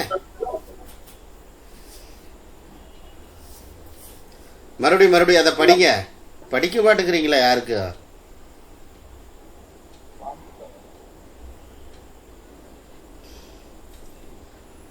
ஜாமக்கோள் கிரகங்களின் கிழமை நாதனே மீனத்தில் உதயமாகி செவ்வாய்க்கிழமை செவ்வாய் எங்க உதயமாவாரு?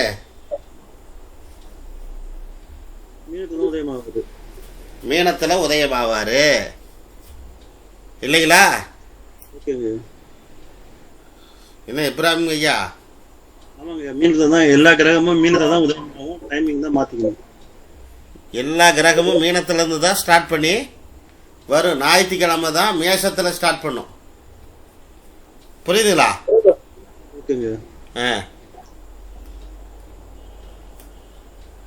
ஜாமக்கோள் கிரகங்களின் கிழமை நாதனே மீனத்தில் உதயமாகி ஆன்டி கிளாக் வைஸில் பின்னோக்கி ஒவ்வொரு கிழமை நாதனும் காலை 6 மணிக்கு மீனத்தில் உதயமாகி பின்னோக்கி நகரும். அங்க உதயமாகி தான் அதுக்கப்புறம் அப்படியே கொஞ்சமா பின்னாடி வர்றது. இப்ப நான் சொல்ற மாதிரி எழுதுறீங்களா எல்லாரும்? அது வந்து ஜாமத்தின் அடிப்படையில மாத்தி வைக்கணும். ஆமாங்க ஐயா. நீங்க சொல்ற மாதிரி எழுதுறீங்களா? நாளைக்கு திங்கக்கிழமை தானங்க ஐயா? ஆமாங்க ஐயா. எழுதுங்க. சந்திரன் மீனத்தில் எழுதுங்க. கட்டம் போட்டு எழுதுங்க. சந்திரன் மீனத்தில். சந்திரனுக்கு அடுத்து என்ன கிரகம் வருது பாருங்க? ராகு வருதா?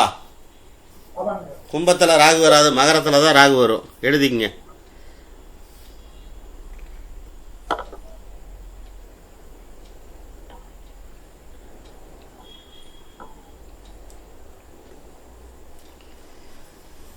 மகரத்தில் ராகு வந்துச்சுன்னா அடுத்து சூரியன் எங்க வருங்க? எழுதிங்க. சூரியன் மீனத்துல தனுஷ்ல வந்துருமா சூரியன்? தனுஷ்ல சூரியன் வந்துடும். தனுசுல சூரியன் வந்துடும் ஐயா. அதுக்கப்புறமா செவ்வாய் வந்து துலாத்துல செவ்வாய் வந்துடும். ஆமாங்க ஐயா. அதுக்கப்புறமா குரு வந்து கண்ணில வந்துருவாரு. ஆமாம். அப்புறமா சிம்மம் வந்து வேக்கன்ட், சிம்மம் வராது. கடகத்துல வந்து புதன் வந்துருவாரு. அப்புறமா மிதுனத்துல வந்து சுக்கிரன் வந்துருவாரு. ரிஷபம் வேக்கன்ட் கிட்ட. அதுக்கப்புறமா மேஷத்துல வந்து சனி வந்துரும். எஸ். இப்படிதான் டெய்லி வந்து கட்டத்தை வந்து அடைக்கணும். அப்படித்தான் கட்டத்தை அடைக்கணும். இதுக்கு உண்டான உதாரண சாட் எல்லாம் அவருடைய சொந்த வாட்ஸ்அப் எண்ணுக்கு வரும். ஓகேங்க. சரிங்களா ஐயா? இப்ப நம்ம படிச்சோம் இல்லையா பாடம்? ஆமாங்க. இந்த பாடத்துக்கு ஒரு அர்த்தம் புரியணும் இல்லையா நீங்க? இப்பதான் தெளிவா புரியுது எப்படி அடையணும்ன்றது. அவ்வளவுதான். சூப்பர், அற்புதம். அது புரிஞ்சுட்டீங்களே, அது போதும். இனி வந்து அது போகும். சொல்லுங்க. ஞாயிற்றுக்கிழமை மட்டும் செவ்வாய் சூரியனை வந்து மேஷத்துல போடணுமா அப்போ? ஆமா, ஞாயிற்றுக்கிழமைன்னா ஸ்டார்ட் பண்றது. அது ஞாயிற்றுக்கிழமை தான் ஒரு வாரத்தின் முதல் நாள் எது ஐயா? ஞாயிற்றுக்கிழமை தாங்க ஐயா அது. சரிங்க. வாரத்தின் முதல் நாள் திங்கக்கிழமை அல்ல. வாரத்தின் முதல் நாள் சூரியன் ஃபர்ஸ்ட். நாம எல்லாரும் ரெஸ்ட் எப்போ எடுத்துக்கிட்டு இருக்கிறோம்? வாரத்தின் முதல் நாள். புரிஞ்சுக்கிய. ரெண்டாவது நாள் என்ன? திங்கக்கிழமைங்க ஐயா. மூணாவது நாள் என்னங்க? செவ்வாய்க்கிழமை. நாலாவது நாள் அப்படி போயிட்டே இருக்குங்களா? ஆமாங்க ஐயா. ஆமா. இப்ப புரிஞ்சது யாராருக்கு புரிஞ்சது, யாராருக்கு புரியல? நான் சொன்னது இப்ராஹிம் சார் ஒருத்தருக்கு நல்லா புரிஞ்சிருச்சு. வேற பாலகிருஷ்ணன் ஐயா உங்களுக்கு புரிஞ்சிருக்கணும், நீங்க சொல்லுங்க.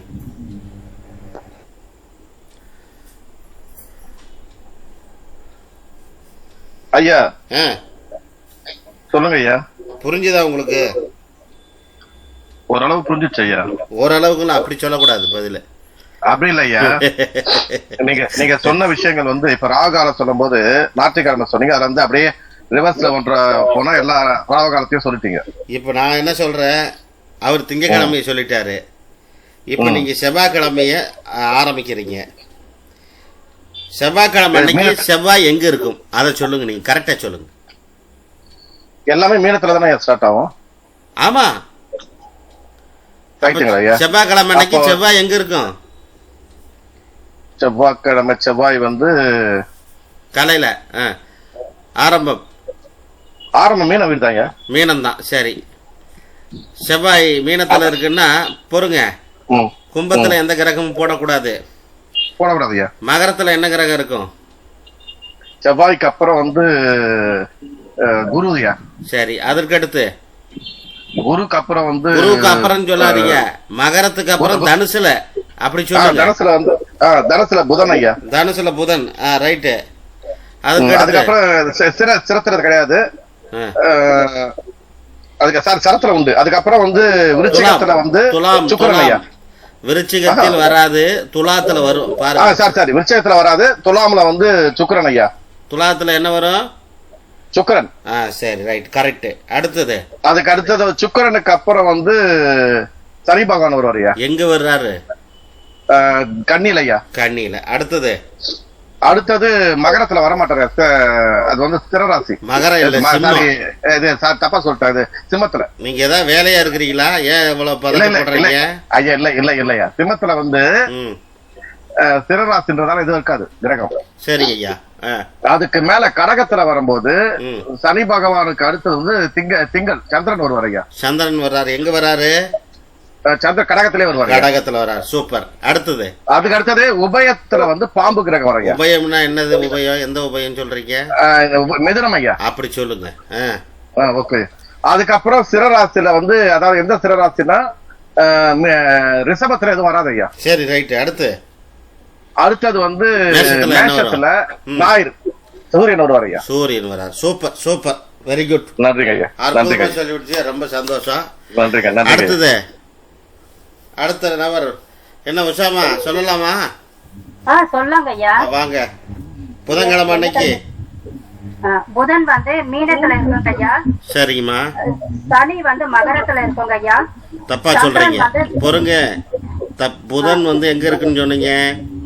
புதன் வந்து மீனத்துல இருக்குங்க. என்ன கிழமைக்கு நாம இப்ப சார்ட் பாக்குறோம்? இப்போ புதன்கிழமைக்கு. புதன்கிழமைக்கு பாக்குறோம். அப்ப புதன் வந்து மீனத்துல ஆரம்பிக்கிறார். ரைட்டா?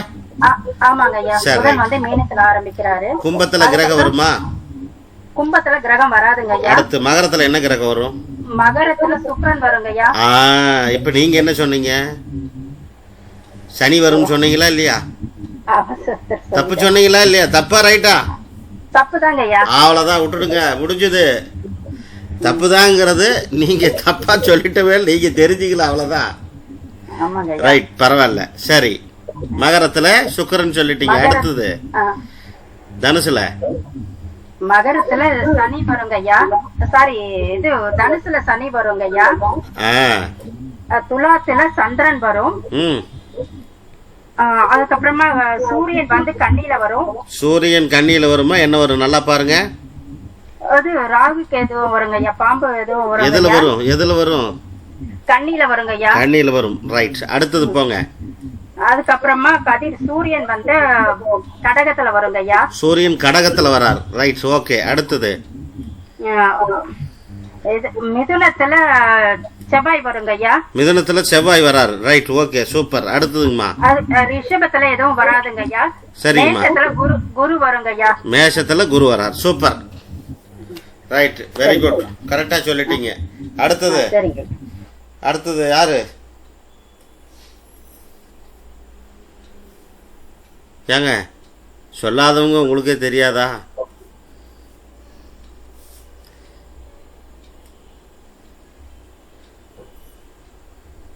சிவராமகிருஷ்ண ஐயா சொல்லுங்கய்யா. சொல்லுங்க. அடுத்த கிழமை என்னதுங்க? புதனுக்கு அப்புறம்? புதனுக்கு அப்புறம் சனி, சுக்கிரன்யா. புதன்கிழமைக்கு அப்புறம் என்ன கிழமை வரும்? கிழமைக்கு அப்புறம் வியாழக்கிழமை. வியாழக்கிழமை வந்தாச்சு. வியாழக்கிழமை என்ன கிரகம் ஆளுகிறது? குரு. என்னங்க? குரு வந்து இது குருங்க. என்ன நல்லா பார்த்து சொல்லுங்க. வியாழக்கிழமை என்ன கிரகம் வரும்? கிழமைநாதன் தானே, குரு தானே வரும். ஆமாங்கய்யா. ரைட். குரு எங்க இருப்பாருங்க? மீனம். மீனத்துல இருக்காரு. ரைட். புதன் எங்க இருக்காரு? புதன் வந்து மகரம். Right, okay. நான் கிரகத்தை சொல்றேன், நீங்க ராசியை மட்டும் சொன்னா போதும். சரியா? ரைட். சுக்கிரன் அடுத்து எங்க இருப்பாரு? சுக்கிரன் தனுசு. சுக்கிரன் தனுசு. ரைட். அடுத்து சனி எங்க இருப்பாரு? சனி வந்து துலாம். சனி துலாம். சரி, ரைட். சந்திரன் எங்க இருப்பாருங்க? சந்திரன் கன்னி. சந்திரன் கனியில் இருக்காரு. Right, okay. அடுத்து ராகு எங்க இருப்பாருங்க? ராகு வந்து இதுல கடகத்து வந்துடுறாரு. சரி, ரைட். அதுக்கடுத்து சூரியன் எங்க இருப்பாருங்க? சூரியன் வந்து மிதுனம். ரைட். செவ்வாய் எங்க இருப்பாருங்க சார்? செவ்வாய் வந்து மேஷத்துக்கு. Right, super. ரைட்டு. அடுத்தது அடுத்து என்ன கிழமை ஐயா? அடுத்தவங்க வாங்க. முருகேசன் சார் என்ன பண்றீங்க? எங்க கேசவன் சார் எல்லாம் காணோம். அவர் பேச்சையே காணோம். இருக்காரா இல்லையா?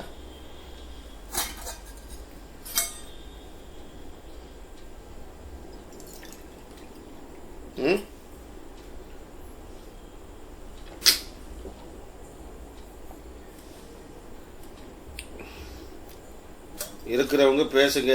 முருகேசன் சார் இருக்கிறீங்களா இல்லையா?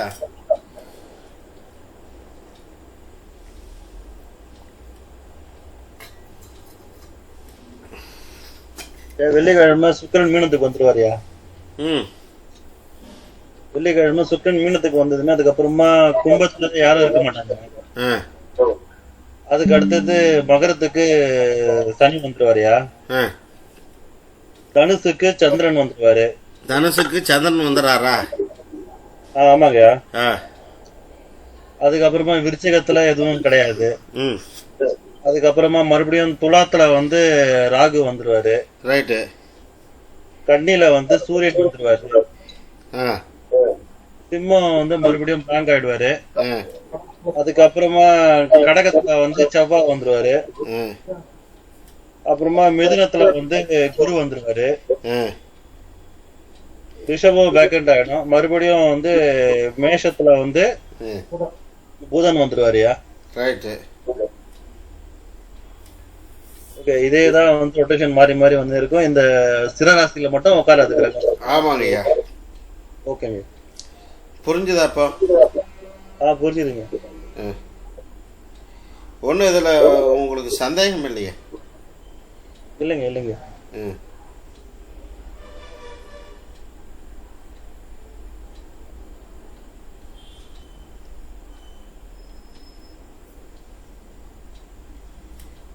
என்னங்க?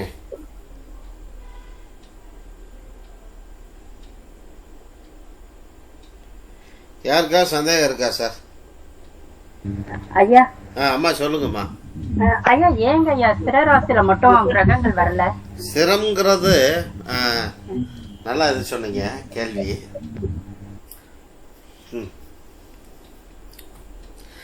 பொதுவாக வந்து இந்த சரம் சிரம் உபயத்தை பற்றி நிறைய விதமான கருத்துக்கள் இருக்கிறது. அது ஒரு வரியில் சொல்றதுக்கு இல்லை, இருந்தாலும் சொல்ற பாருங்க. சரம் என்பது என்ன? ஒரு நகரக்கூடிய தன்மை கொண்டது ஒன்று.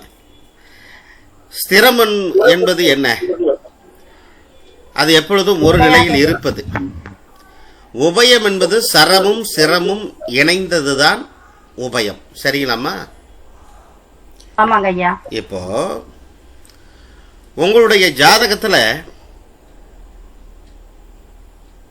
சுக்கிரனை எடுத்துக்குவோம் உதாரணமா. சரத்துல இருக்காரு அப்படின்னா அந்த சுக்கிரன் தரக்கூடிய வருமானம் என்பது நிலையற்றது, மேலும் கீழுமாகத்தான் இருக்க போகிறது. கொஞ்சம் ஜாஸ்தியாகும், கொஞ்சம் குறையும், கொஞ்சம் மேலே போகும், கொஞ்சம் கீழே வரும். ஏற்றத்தாழ்வு உண்டு. உண்டா இல்லைங்களாமா? உண்டு.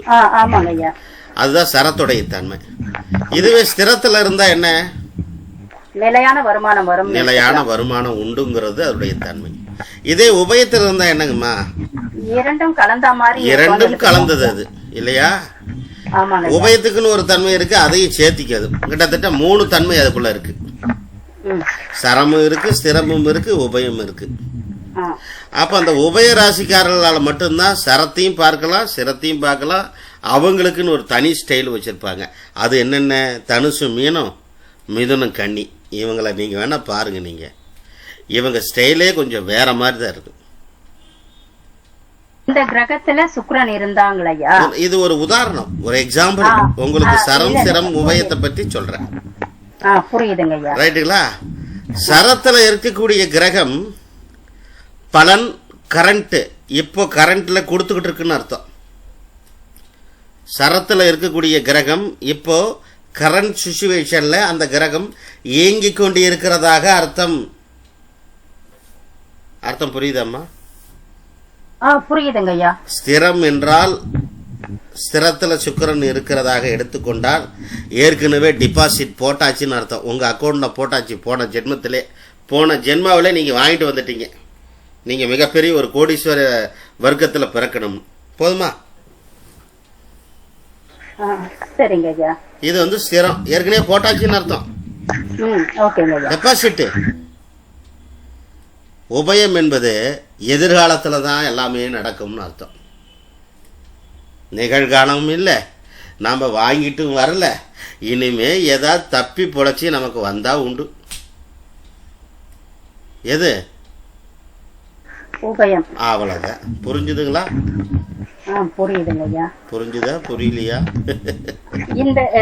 இந்த 3 இதுவும் புரியுதுங்க ஐயா. ஆனா இதுல ஏன் அந்த கிரகங்கள் வரலன்றது எனக்கு தெரியலங்க ஐயா, அதனால கேட்டேங்க. இப்பதான் நான் என்ன சொன்னேன்? ஸ்திரத்துக்கு என்ன சொன்ன? டிபாசிட் நான் சொன்னேன்ல. ஆமாங்க ஐயா. அப்புறம் என்ன, யாரு டிபாசிட்ல வாங்கிட்டு வந்திருக்காங்க? இந்த ரிஷபம், சிம்மம், விருட்சிகம், கும்பம் இவங்க எல்லாருமே நல்ல இதோ வந்ததுனால அவங்களுக்கு அந்த இடத்துல இந்த கிரகங்கள் இல்லை. அப்படி இல்ல, நல்ல இதோ கெட்ட இதோ யாருமே இங்க நல்லதும் கெட்டதும் எதையுமே வாங்கிட்டு வரவும் இல்லை, எதுவும் இல்லை. அவ்வளவுதான். அதை ஒரு இது நிலைப்படுத்தவே முடியாதுங்கிறாங்க அவங்க. அதனால என்ன பண்ணலாம்? அதுல இருக்கக்கூடிய கிரகங்களுக்கு நம்மளால பேசுறதுக்கு வழி இல்லை. பேசினாலும் பெருசா எடுபாடு இல்ல. சரி சரி. அங்க எதுவும் இல்லன்றதுனால அந்த இடத்துல கிரகங்கள் நம்ம போடுவோம். ஒரு கிரகமும் இருந்தா கூட அது பெருசா எடுத்து சொன்னாலும் புரியறது இல்லை. அந்த காரணம், அந்த காரியம் நடைபெறுவதும் இல்லை. அதனால அதை என்ன பண்ணலாம்? அதை தற்சமயம் பிளாக் பண்ணிடுங்கிறான். ஓகேங்க ஐயா. புரியுதுங்களாம்மா? புரியுதுங்க ஐயா. நன்றிங்க ஐயா. நன்றிம்மா. ஸ்திரத்தை கம்ப்ளீட்டா லாக் பண்ணிடுங்க. அது ஜாமக்கோல் பிரசனத்துக்கு தேவையில்லைங்கிறாங்க. சரிங்க ஐயா. இந்த அளவுக்கு மட்டும்தான் எனக்கு தெரியும். வேற ஏதாவது உங்களுக்கு தெரிஞ்சா சொல்லுங்க. அவ்வளவுதான் ஐயா. அப்படி இல்லைங்க ஐயா, எனக்கு இது ஏன் இன்ட்டு போடுறது, ஏன் அந்த இடத்துல மட்டும் வரல அப்படி, அதனாலதாங்க ஐயா கேட்டேன். வேற ஒண்ணும் இல்லைங்க. இப்ப நீங்க கேட்டது கூட நான் உதாரணம் சொல்லிட்டேன் பாருங்க. அதுதாங்க ஐயா. நன்றிங்க ஐயா. நன்றிம்மா. நன்றி, சந்தோஷம். சரி, இப்ப இன்னைக்கு வந்து பாடத்திட்டம் வந்ததுல நாம என்ன போட கத்துக்கிட்டோம்? ஆருடம் போட கத்துக்கிட்டோமா?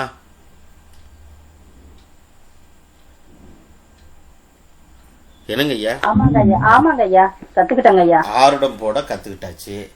உதயம் போட நம்ம கத்துக்கிட்டோமா இல்லைங்களா? இன்னைக்கு உதயத்தில் கிரகங்களை வெளியே ஒன்றுமில்லை, கோச்சார கிரகங்களை உள்கட்டத்திலும் வெளியில் வந்து ஜாமக்கோல் கட்டத்தையும் கிரகத்தையும் அடைவதற்கு நமக்கு எல்லாத்துக்கும் தெரிஞ்சு போச்சா இல்லை தெரியலைங்களா?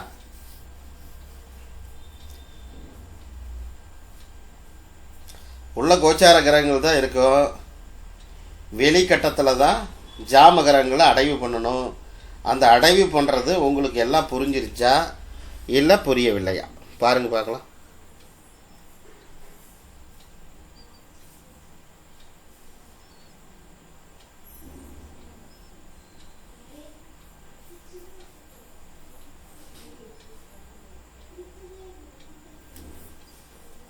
யாருக்குமே இன்னும் அடைவு பண்ண கற்றுக்கலையா?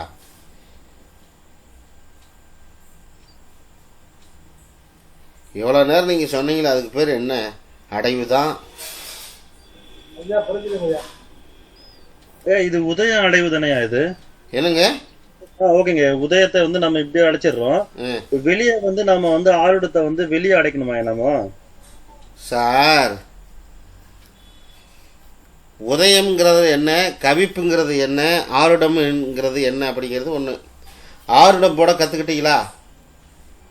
இப்போ இந்த இதுக்குள்ள வந்து பாக்ஸ்குள்ள போட கத்துக்கணும். ஆருடம் வந்து டைமிங் 5 நிமிஷம். 5 நிமிஷத்துக்கு ஒருக்க ஆருடம் வரும்னு கற்றுக்கிட்டாச்சு. உதயம்ங்கிறது நம்ம கற்றுக்கிட்டோமா இல்லையா?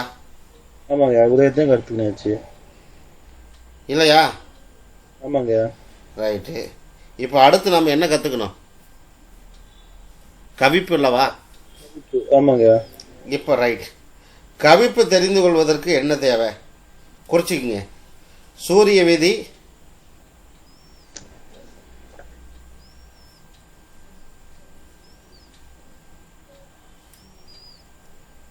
சூரிய வீதி, சந்திர வீதி, அது நிறைய வரும். ஆனால் ஒரு சின்னதாக குறிச்சிக்கங்க. சூரியனுக்கு தட்சிணாயனம் ஃபஸ்ட்டு. சூரியனுக்கு தட்சிணாயனம் ஃபஸ்ட்டு. அதற்கடுத்து உத்தராயணம் செகண்டு. அடுத்து பூர்வாயணம் தேர்டு. 3 குறிச்சிக்கங்க. தட்சிணாயனம், உத்தராயணம், பூர்வாயணம்.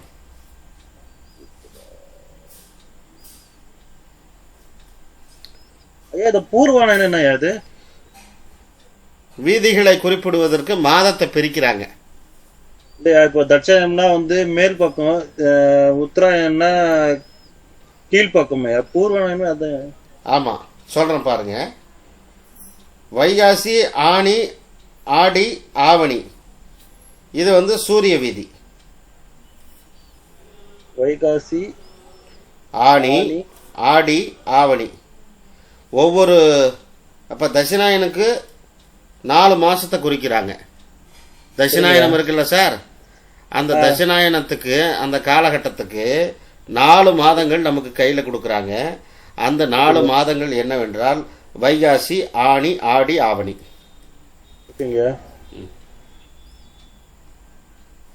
சரிங்களா? சரிங்க.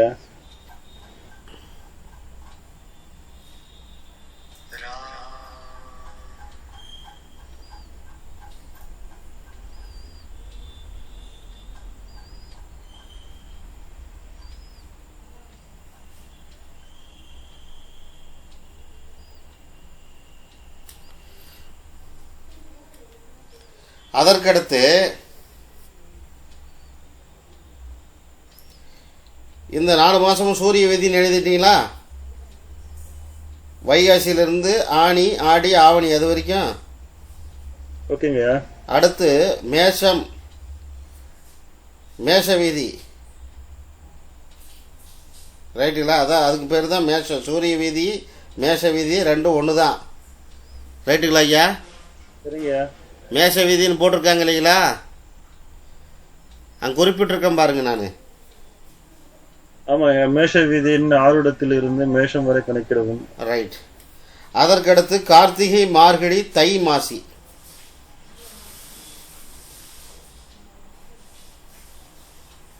கார்த்திகை, மார்கழி, தை, மாசி. இதற்கு பெயர் மிதுன வீதி.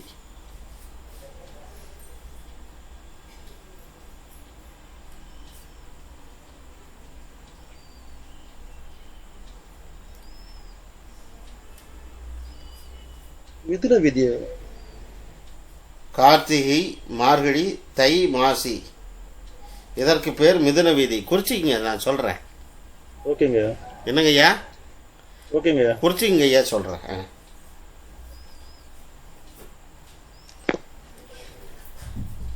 அதற்கு அடுத்து புரட்டாசி, ஐப்பசி, பங்குனி, சித்திரை. புரட்டாசி, ஐப்பசி, பங்குனி, சித்திரை, இந்த 4 மாதங்களும் ரிஷப வீதி. குறிச்சிக்கிட்டீங்களா?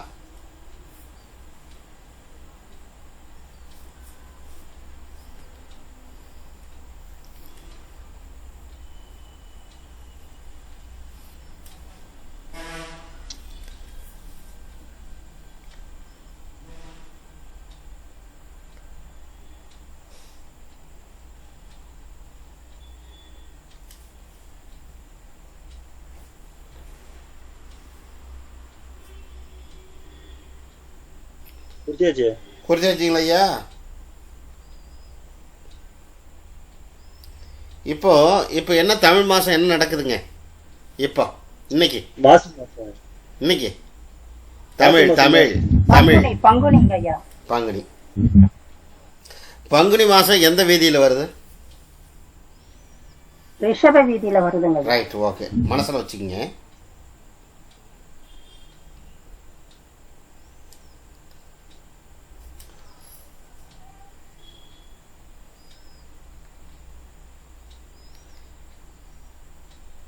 உங்களுக்கு புரிகிற மாதிரி ஒரு தன்மையில் சொல்லுவோம். இன்றைக்கு நடப்பில் ஆவணி மாதம்னு வச்சுக்கோங்க. ஆவணி மாதம்னு வைத்துக் கொள்ளுங்க. அது என்ன வீதி? ஆவணி மேஷ வீதிங்க ஐயா. மேஷ வீதி. ஆருடம் என்பது கன்னி ராசி என்று வச்சுக்கோங்க. ஆருடம் என்பது கன்னி ராசின்னு வச்சுக்கோங்க. ஒரு உதாரணம் போட்டுக்குங்க. உதயம் என்பது மீனம் என்றும் வைத்துக் கொள்ளுங்கள். உதயம் என்பது மீனம் என்று வைத்துக் கொள்ளுங்கள்.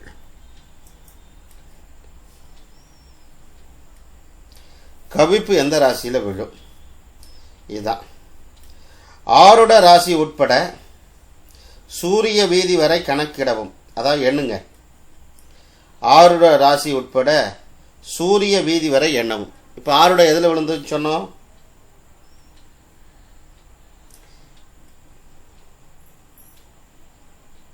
கண்ணியில விழுந்தது சொன்னீங்க ஐயா. இப்போ சூரிய வீதி, இப்போ ஆவணி மாதம்னு வச்சுட்டா சூரிய வீதி தானே, சிம்ம வரைக்கும் தானே எண்ணணும். கண்ணியிலேருந்து சிம்ம வரைக்கும் எண்ணணுமா எண்ணக்கூடாதுங்களா? சிம்ம வருமா என்ன வரும் பாருங்க.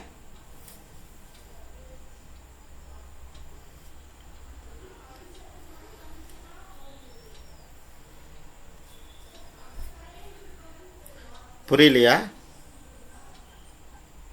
கொஞ்சம் குழப்பமாக இருக்கா? இதை உங்களுக்காக போட்டிருக்கேன், சிம்பிளாக பாருங்கள். மேலே கொடுத்துருக்கு, எல்லாம் கொடுத்துருக்கேன் பாருங்கள்.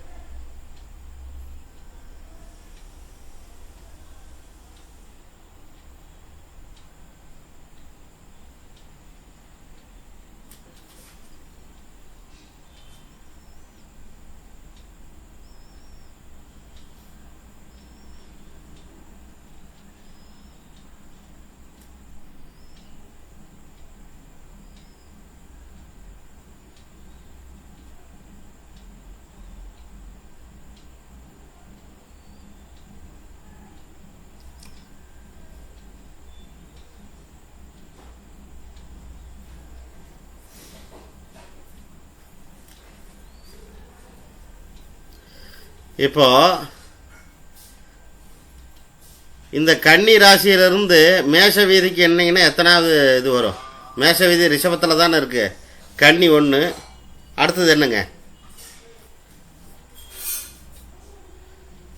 கன்னி 1, அதற்கடுத்து துலாம் 2, விருச்சிகம் 3 இல்லையா? தனுசு 4, மகரம் 5, கும்பம் 6,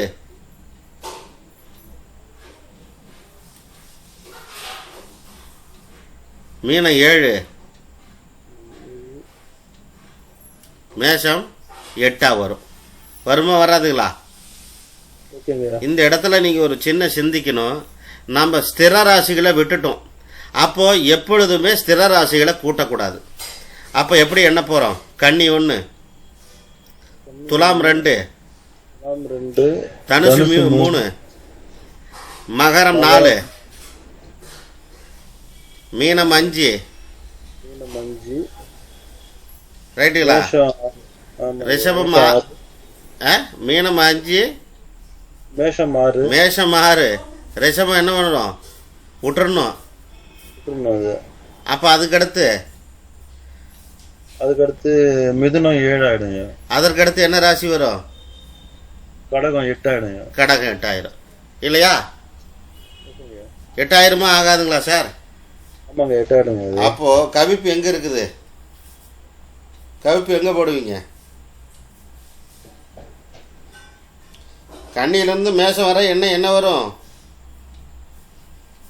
6 வருங்க. ஆ 6ல கவி போட்டுருங்க. போடுங்க. ஓகே. 6ஆம் இடத்துல கவிப்பு, அவ்வளோதானே. இதுல என்ன நீங்க சந்தேகப்படுறீங்க? இப்போ இந்த கவிப்பும் வந்து மாறினே இருக்கும் இல்லையா? அதுவும் அதாவது சார், ஆருட ராசி உட்பட சூரிய வீதி வரை எண்ணவும் அப்படின்னு சொல்லிட்டாங்க. சூரிய வீதி வரை எண்ணிடுங்கன்னு நான் சொல்றேன். சரிங்க. புரியுதா புரியலைங்களா? சூரிய வீதி வரைன்னா சூரிய வீதி எங்க முடியுதோ அது வரைக்கும் என்ன சொல்றாங்க, அர்த்தம் புரியலையா? கன்னியில ஆரம்பிச்சு சூரிய வீதி எங்க சார் முடியுது? எந்த ராசியில முடியுது? கடகத்துல தானே முடியுது. ஆமாங்கய்யா. கடகத்துல முடியுமோ சிம்மத்துல வரப்போறதில்ல. ஆமாங்க, கடகத்துல முடிஞ்சிடும். கடகத்துல தான் முடியும். அப்போ கன்னியிலிருந்து என்னன்னீங்கன்னா எத்தனாவது ராசியா வரும் பாருங்க. மறுபடியும் என்னங்க? கன்னி 1, துலாம் 2, தனுசு 3, மகரம் 4, ரைட்டுங்களா?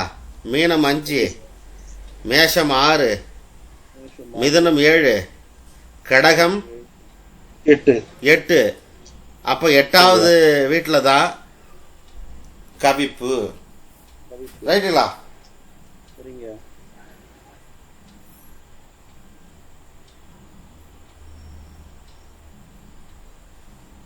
அப்போ உதயம் முதல் என்னன்னா 8வது ராசி எது? கவிப்பு. இப்போ எப்படி போடணும்? நம்ம உதயத்திலேருந்து எண்ணி போடணும். கவிப்பு கண்டுபிடிக்கிறதுக்கு 6 இடத்துலேருந்து கண்டுபிடிக்கணும். கவிப்பு போடும்போது உதயத்திலேருந்து 8வது ராசியில் கவிப்பு போடணும். அர்த்தம் புரிஞ்சுக்கங்க, ரெண்டுக்கு வித்தியாசம். கவிப்பு கண்டுபிடிக்கும் போது 6 இடத்திலிருந்து கணக்கிடவும். ஆனால் கவிப்பு போடுறதுக்கு உதயம் மீன உதயமாக எடுத்துக்கொண்டால் மீனத்திலிருந்து நாம் என்ன பண்ணணும்? 8வது ராசி எது? மீனத்திலிருந்து 8வது ராசி 1, 2 சார் துலா ராசி சார். 6, 7, 8. இது மகரம் வந்துருயா சார். துலா ராசி.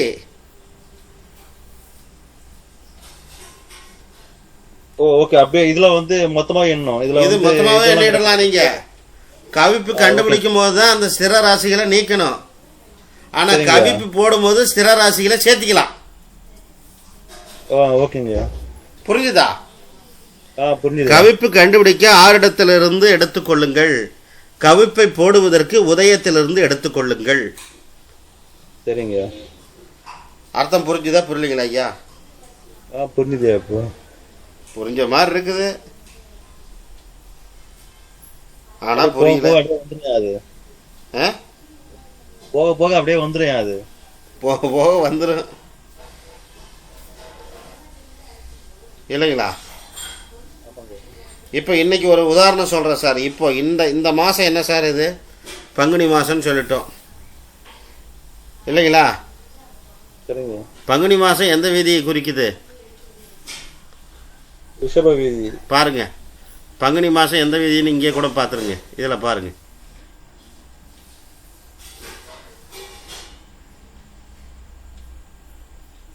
புரட்டாசி, ஐப்பசி, பங்குனி, சித்திரை ரிஷப விதியாக வருதா? ஆமாங்கய்யா. இப்போ இன்னைக்கு ஆருடம் வந்து எதுலன்னு நானே சொல்லிடுறேன். ஆருடத்தை சும்மா சொல்லிடுறேன். கும்ப ஆருடம் சார். இப்போ இதில் கவிப்பு மட்டும் கண்டுபிடிங்க சார்.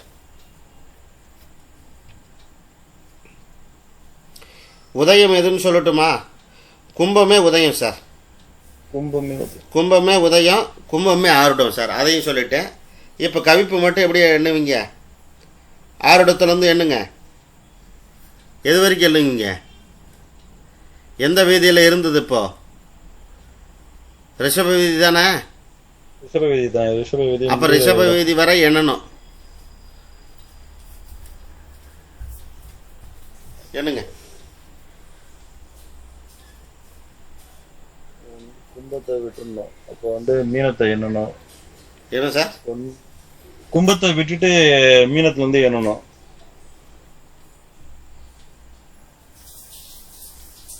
எண்ணுங்க. 1 2 3 4 5 6. கும்பத்துலேருந்து மீனத்துலேருந்து எண்ணுவீங்களா? ஆமாங்க. மீன் ஆருடத்திலிருந்து தான் நீங்கள் எண்ணணும்னு நான் சொல்லியிருக்கிறேன். ஆருடம் எங்கே? கும்ப ஆருடம் தானே?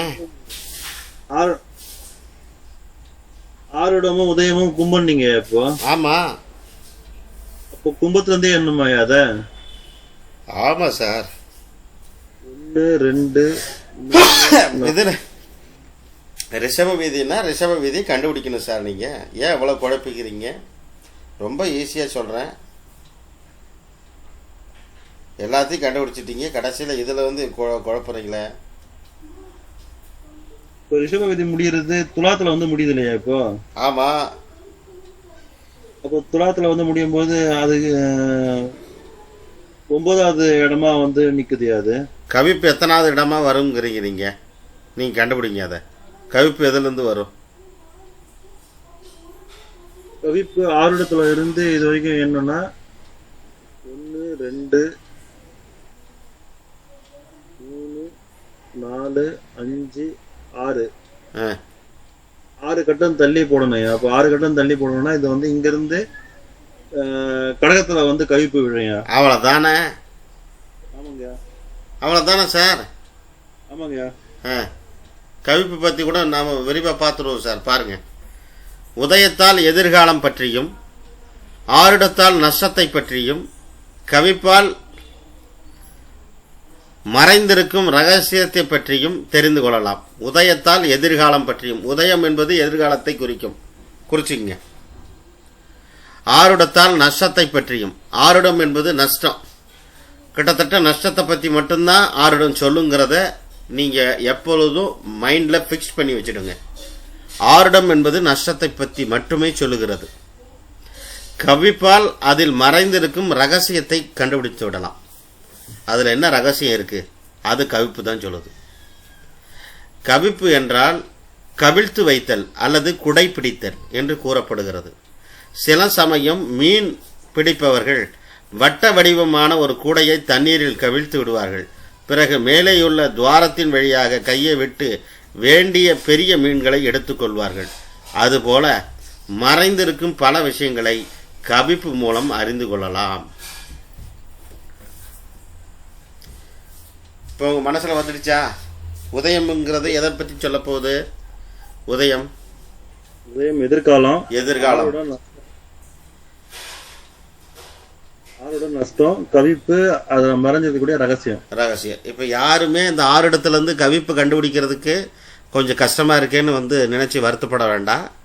அதை பற்றின டீட்டெயில் சார்ட் போட்டு அடுத்த வாரத்தில் அதை நீங்கள் கண்டுபிடிக்க ரொம்ப ஈஸியாக எளிமையாக கொண்டு வந்துட்டு அதை அப்படியே முடிச்சுட்டு அதிலிருந்து நம்ம அதற்கு அடுத்தடுத்து பலாபலன்களை பார்த்துக்கிட்டே போயிடலாம். சரிங்களா? என்ன சார்? ஒவ்வொரு இதுக்கும் கிரகத்துக்கு ஒவ்வொரு நாளுக்கும் சார்ட் போட்டுடலாம். எல்லாத்தையும் கொண்டு வந்துடுறேன் அடுத்த வாரத்தில் டீட்டெயிலாக.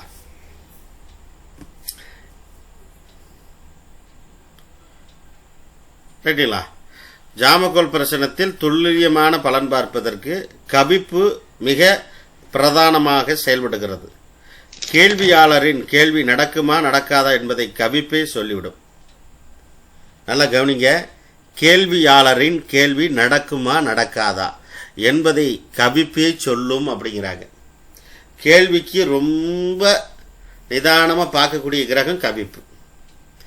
கேள்வியாளரின் மனநிலை, சேதாரம், நஷ்டம், மறைந்த பொருள், காணாமல் போனவரின் திசை, தொலைந்த பொருள், இருக்கும் இருப்பிடம், இது போன்ற வியக்க வைக்கும் பல விஷயங்களை கவிப்பின் மூலம் அறியலாம்.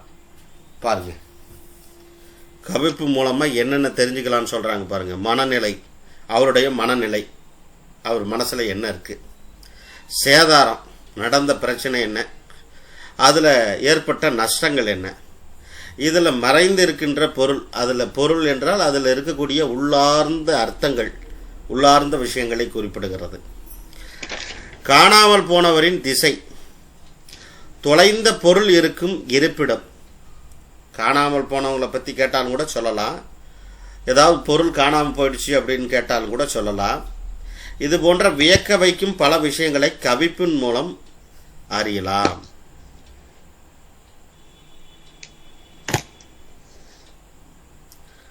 பாருங்க, முதலில் கோச்சார சூரியன் எந்த வீதியை காட்டுகிறார் என்று பார்க்கவும். மேஷ வீதியா, ரிஷப வீதியா, மிதுன வீதியா, எந்த வீதியோ அந்த வீதியை ஆருடத்திலிருந்து எண்ண வேண்டும். எண்ணி வந்த எண்ணிக்கையை உதயம் முதல் எண்ணி போட வேண்டும். இப்ப புரிஞ்சுதா சார்? முதலில் கோச்சார சூரியன், இன்னைக்கு கோச்சார சூரியன் எங்க சார் இருக்காரு?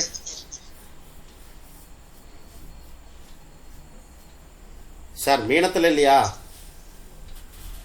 மீனத்துல தான் இருக்காருங்க ஐயா. மீனங்கிறது என்ன வீதிங்கம்மா? ரிஷப வீதி.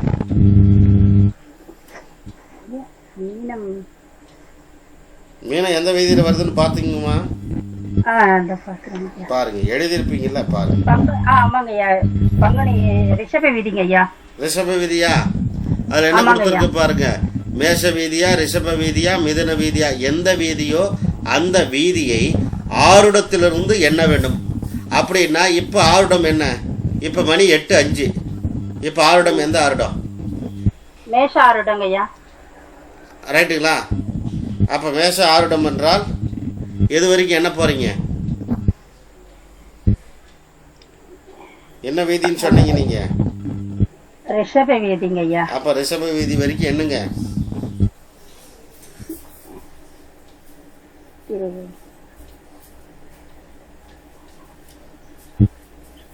எட்டாவது வருதுங்க ஐயா. எழுதிட்டீங்களா? சேட்டை கூட காட்டணுமா இல்ல காட்ட வேண்டாங்களா? எனக்கு இது புரியலங்க ஐயா. எனக்கு இது இந்த வீதி சொல்ல தெரியுது. அது வந்து 6வது கட்டத்துல விழுதியாது. மேஷ வீதி வந்து சித்திரை 6வது கட்டத்துல விழுகுதா? ஆமாங்க.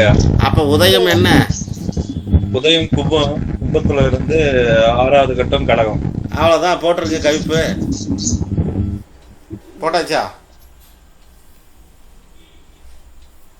சரிங்களா? இதை ரொம்ப டீட்டெயிலாக கொண்டு வரேன். நீங்கள் குறிச்சிங்க எல்லாத்தையும். ஒன்றும் கவலைப்பட வேண்டாம் தெரியலன்னு. நீங்களும் அதை பற்றி தெரிஞ்சுக்கலாம் ஈஸியாக. அதில் இருக்கக்கூடிய உள்ளார்ந்த விஷயங்களையும் புரிஞ்சுக்கலாம். ஒன்றும் பயப்பட வேண்டிய அவசியம் இல்லை. ஒரு 1க்கு 2 தடவை படித்தா மட்டும் போதும், அவ்வளோதான். என்ன சொல்கிறாங்கன்னா, முதல்ல கோச்சார சூரியன் எந்த வீதியை காட்டுகிறார் என்று பாருங்கள். அது மேஷ வீதியா அல்லது ரிஷப வீதியா அல்லது மிதுன வீதியா, எந்த வீதியோ அந்த வீதியை ஆருடத்திலிருந்து எண்ண வேண்டும். எண்ணி வந்த எண்ணிக்கையை உதயம் முதல் எண்ணி போட வேண்டும். அவ்வளோதான் விஷயம்.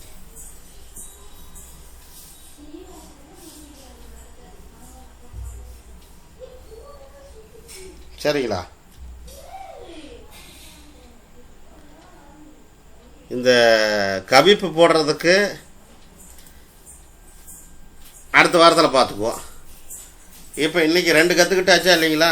2 விஷயம் கற்றுக்கிட்டீங்களா இல்லைங்களா?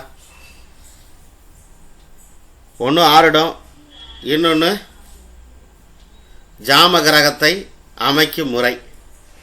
கற்றுக்கிட்டீங்களா? எப்படி கிரகங்களை எழுதணும், என்ன பண்ணணும் அப்படிங்கிறது, ஒவ்வொரு கிழமைக்கும் எப்படி போடணும் அப்படிங்கிறத நீங்கள் இன்றைக்கி உங்களுக்கு தெளிவாக இருந்துச்சுங்களா சார் அது அந்த வகுப்பு?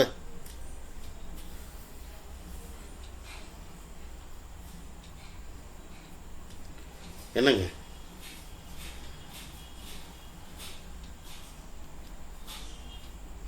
ஓகேங்க. சரி, வேறு ஏதாவது சந்தேகம் இருந்தால் மட்டும் சொல்லுங்கள் பார்க்கலாம், இல்லைன்னா முடிச்சிடலாம். மீண்டும் அடுத்த வாரம் சந்திக்கலாம். யாருக்காவது சந்தேகம் இருக்கா? இது வரைக்கும் நடத்தினதில் ஏதாவது சந்தேகம் இருக்கா பாருங்க.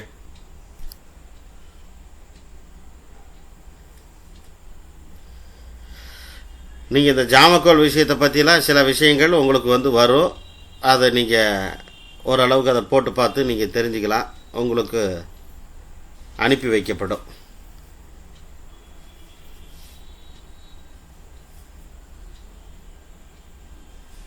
யாருக்கு ஏதாவது சந்தேகம் இருக்குங்களா?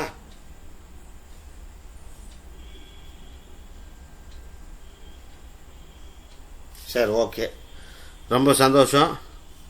மீண்டும் வந்து அடுத்த வாரத்தில் சந்திப்போம். அனைவருக்கும் நன்றியும் வணக்கங்களும். நன்றி நன்றி ஐயா.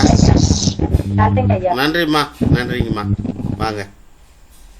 நன்றி சார். நன்றிங்கண்ணா.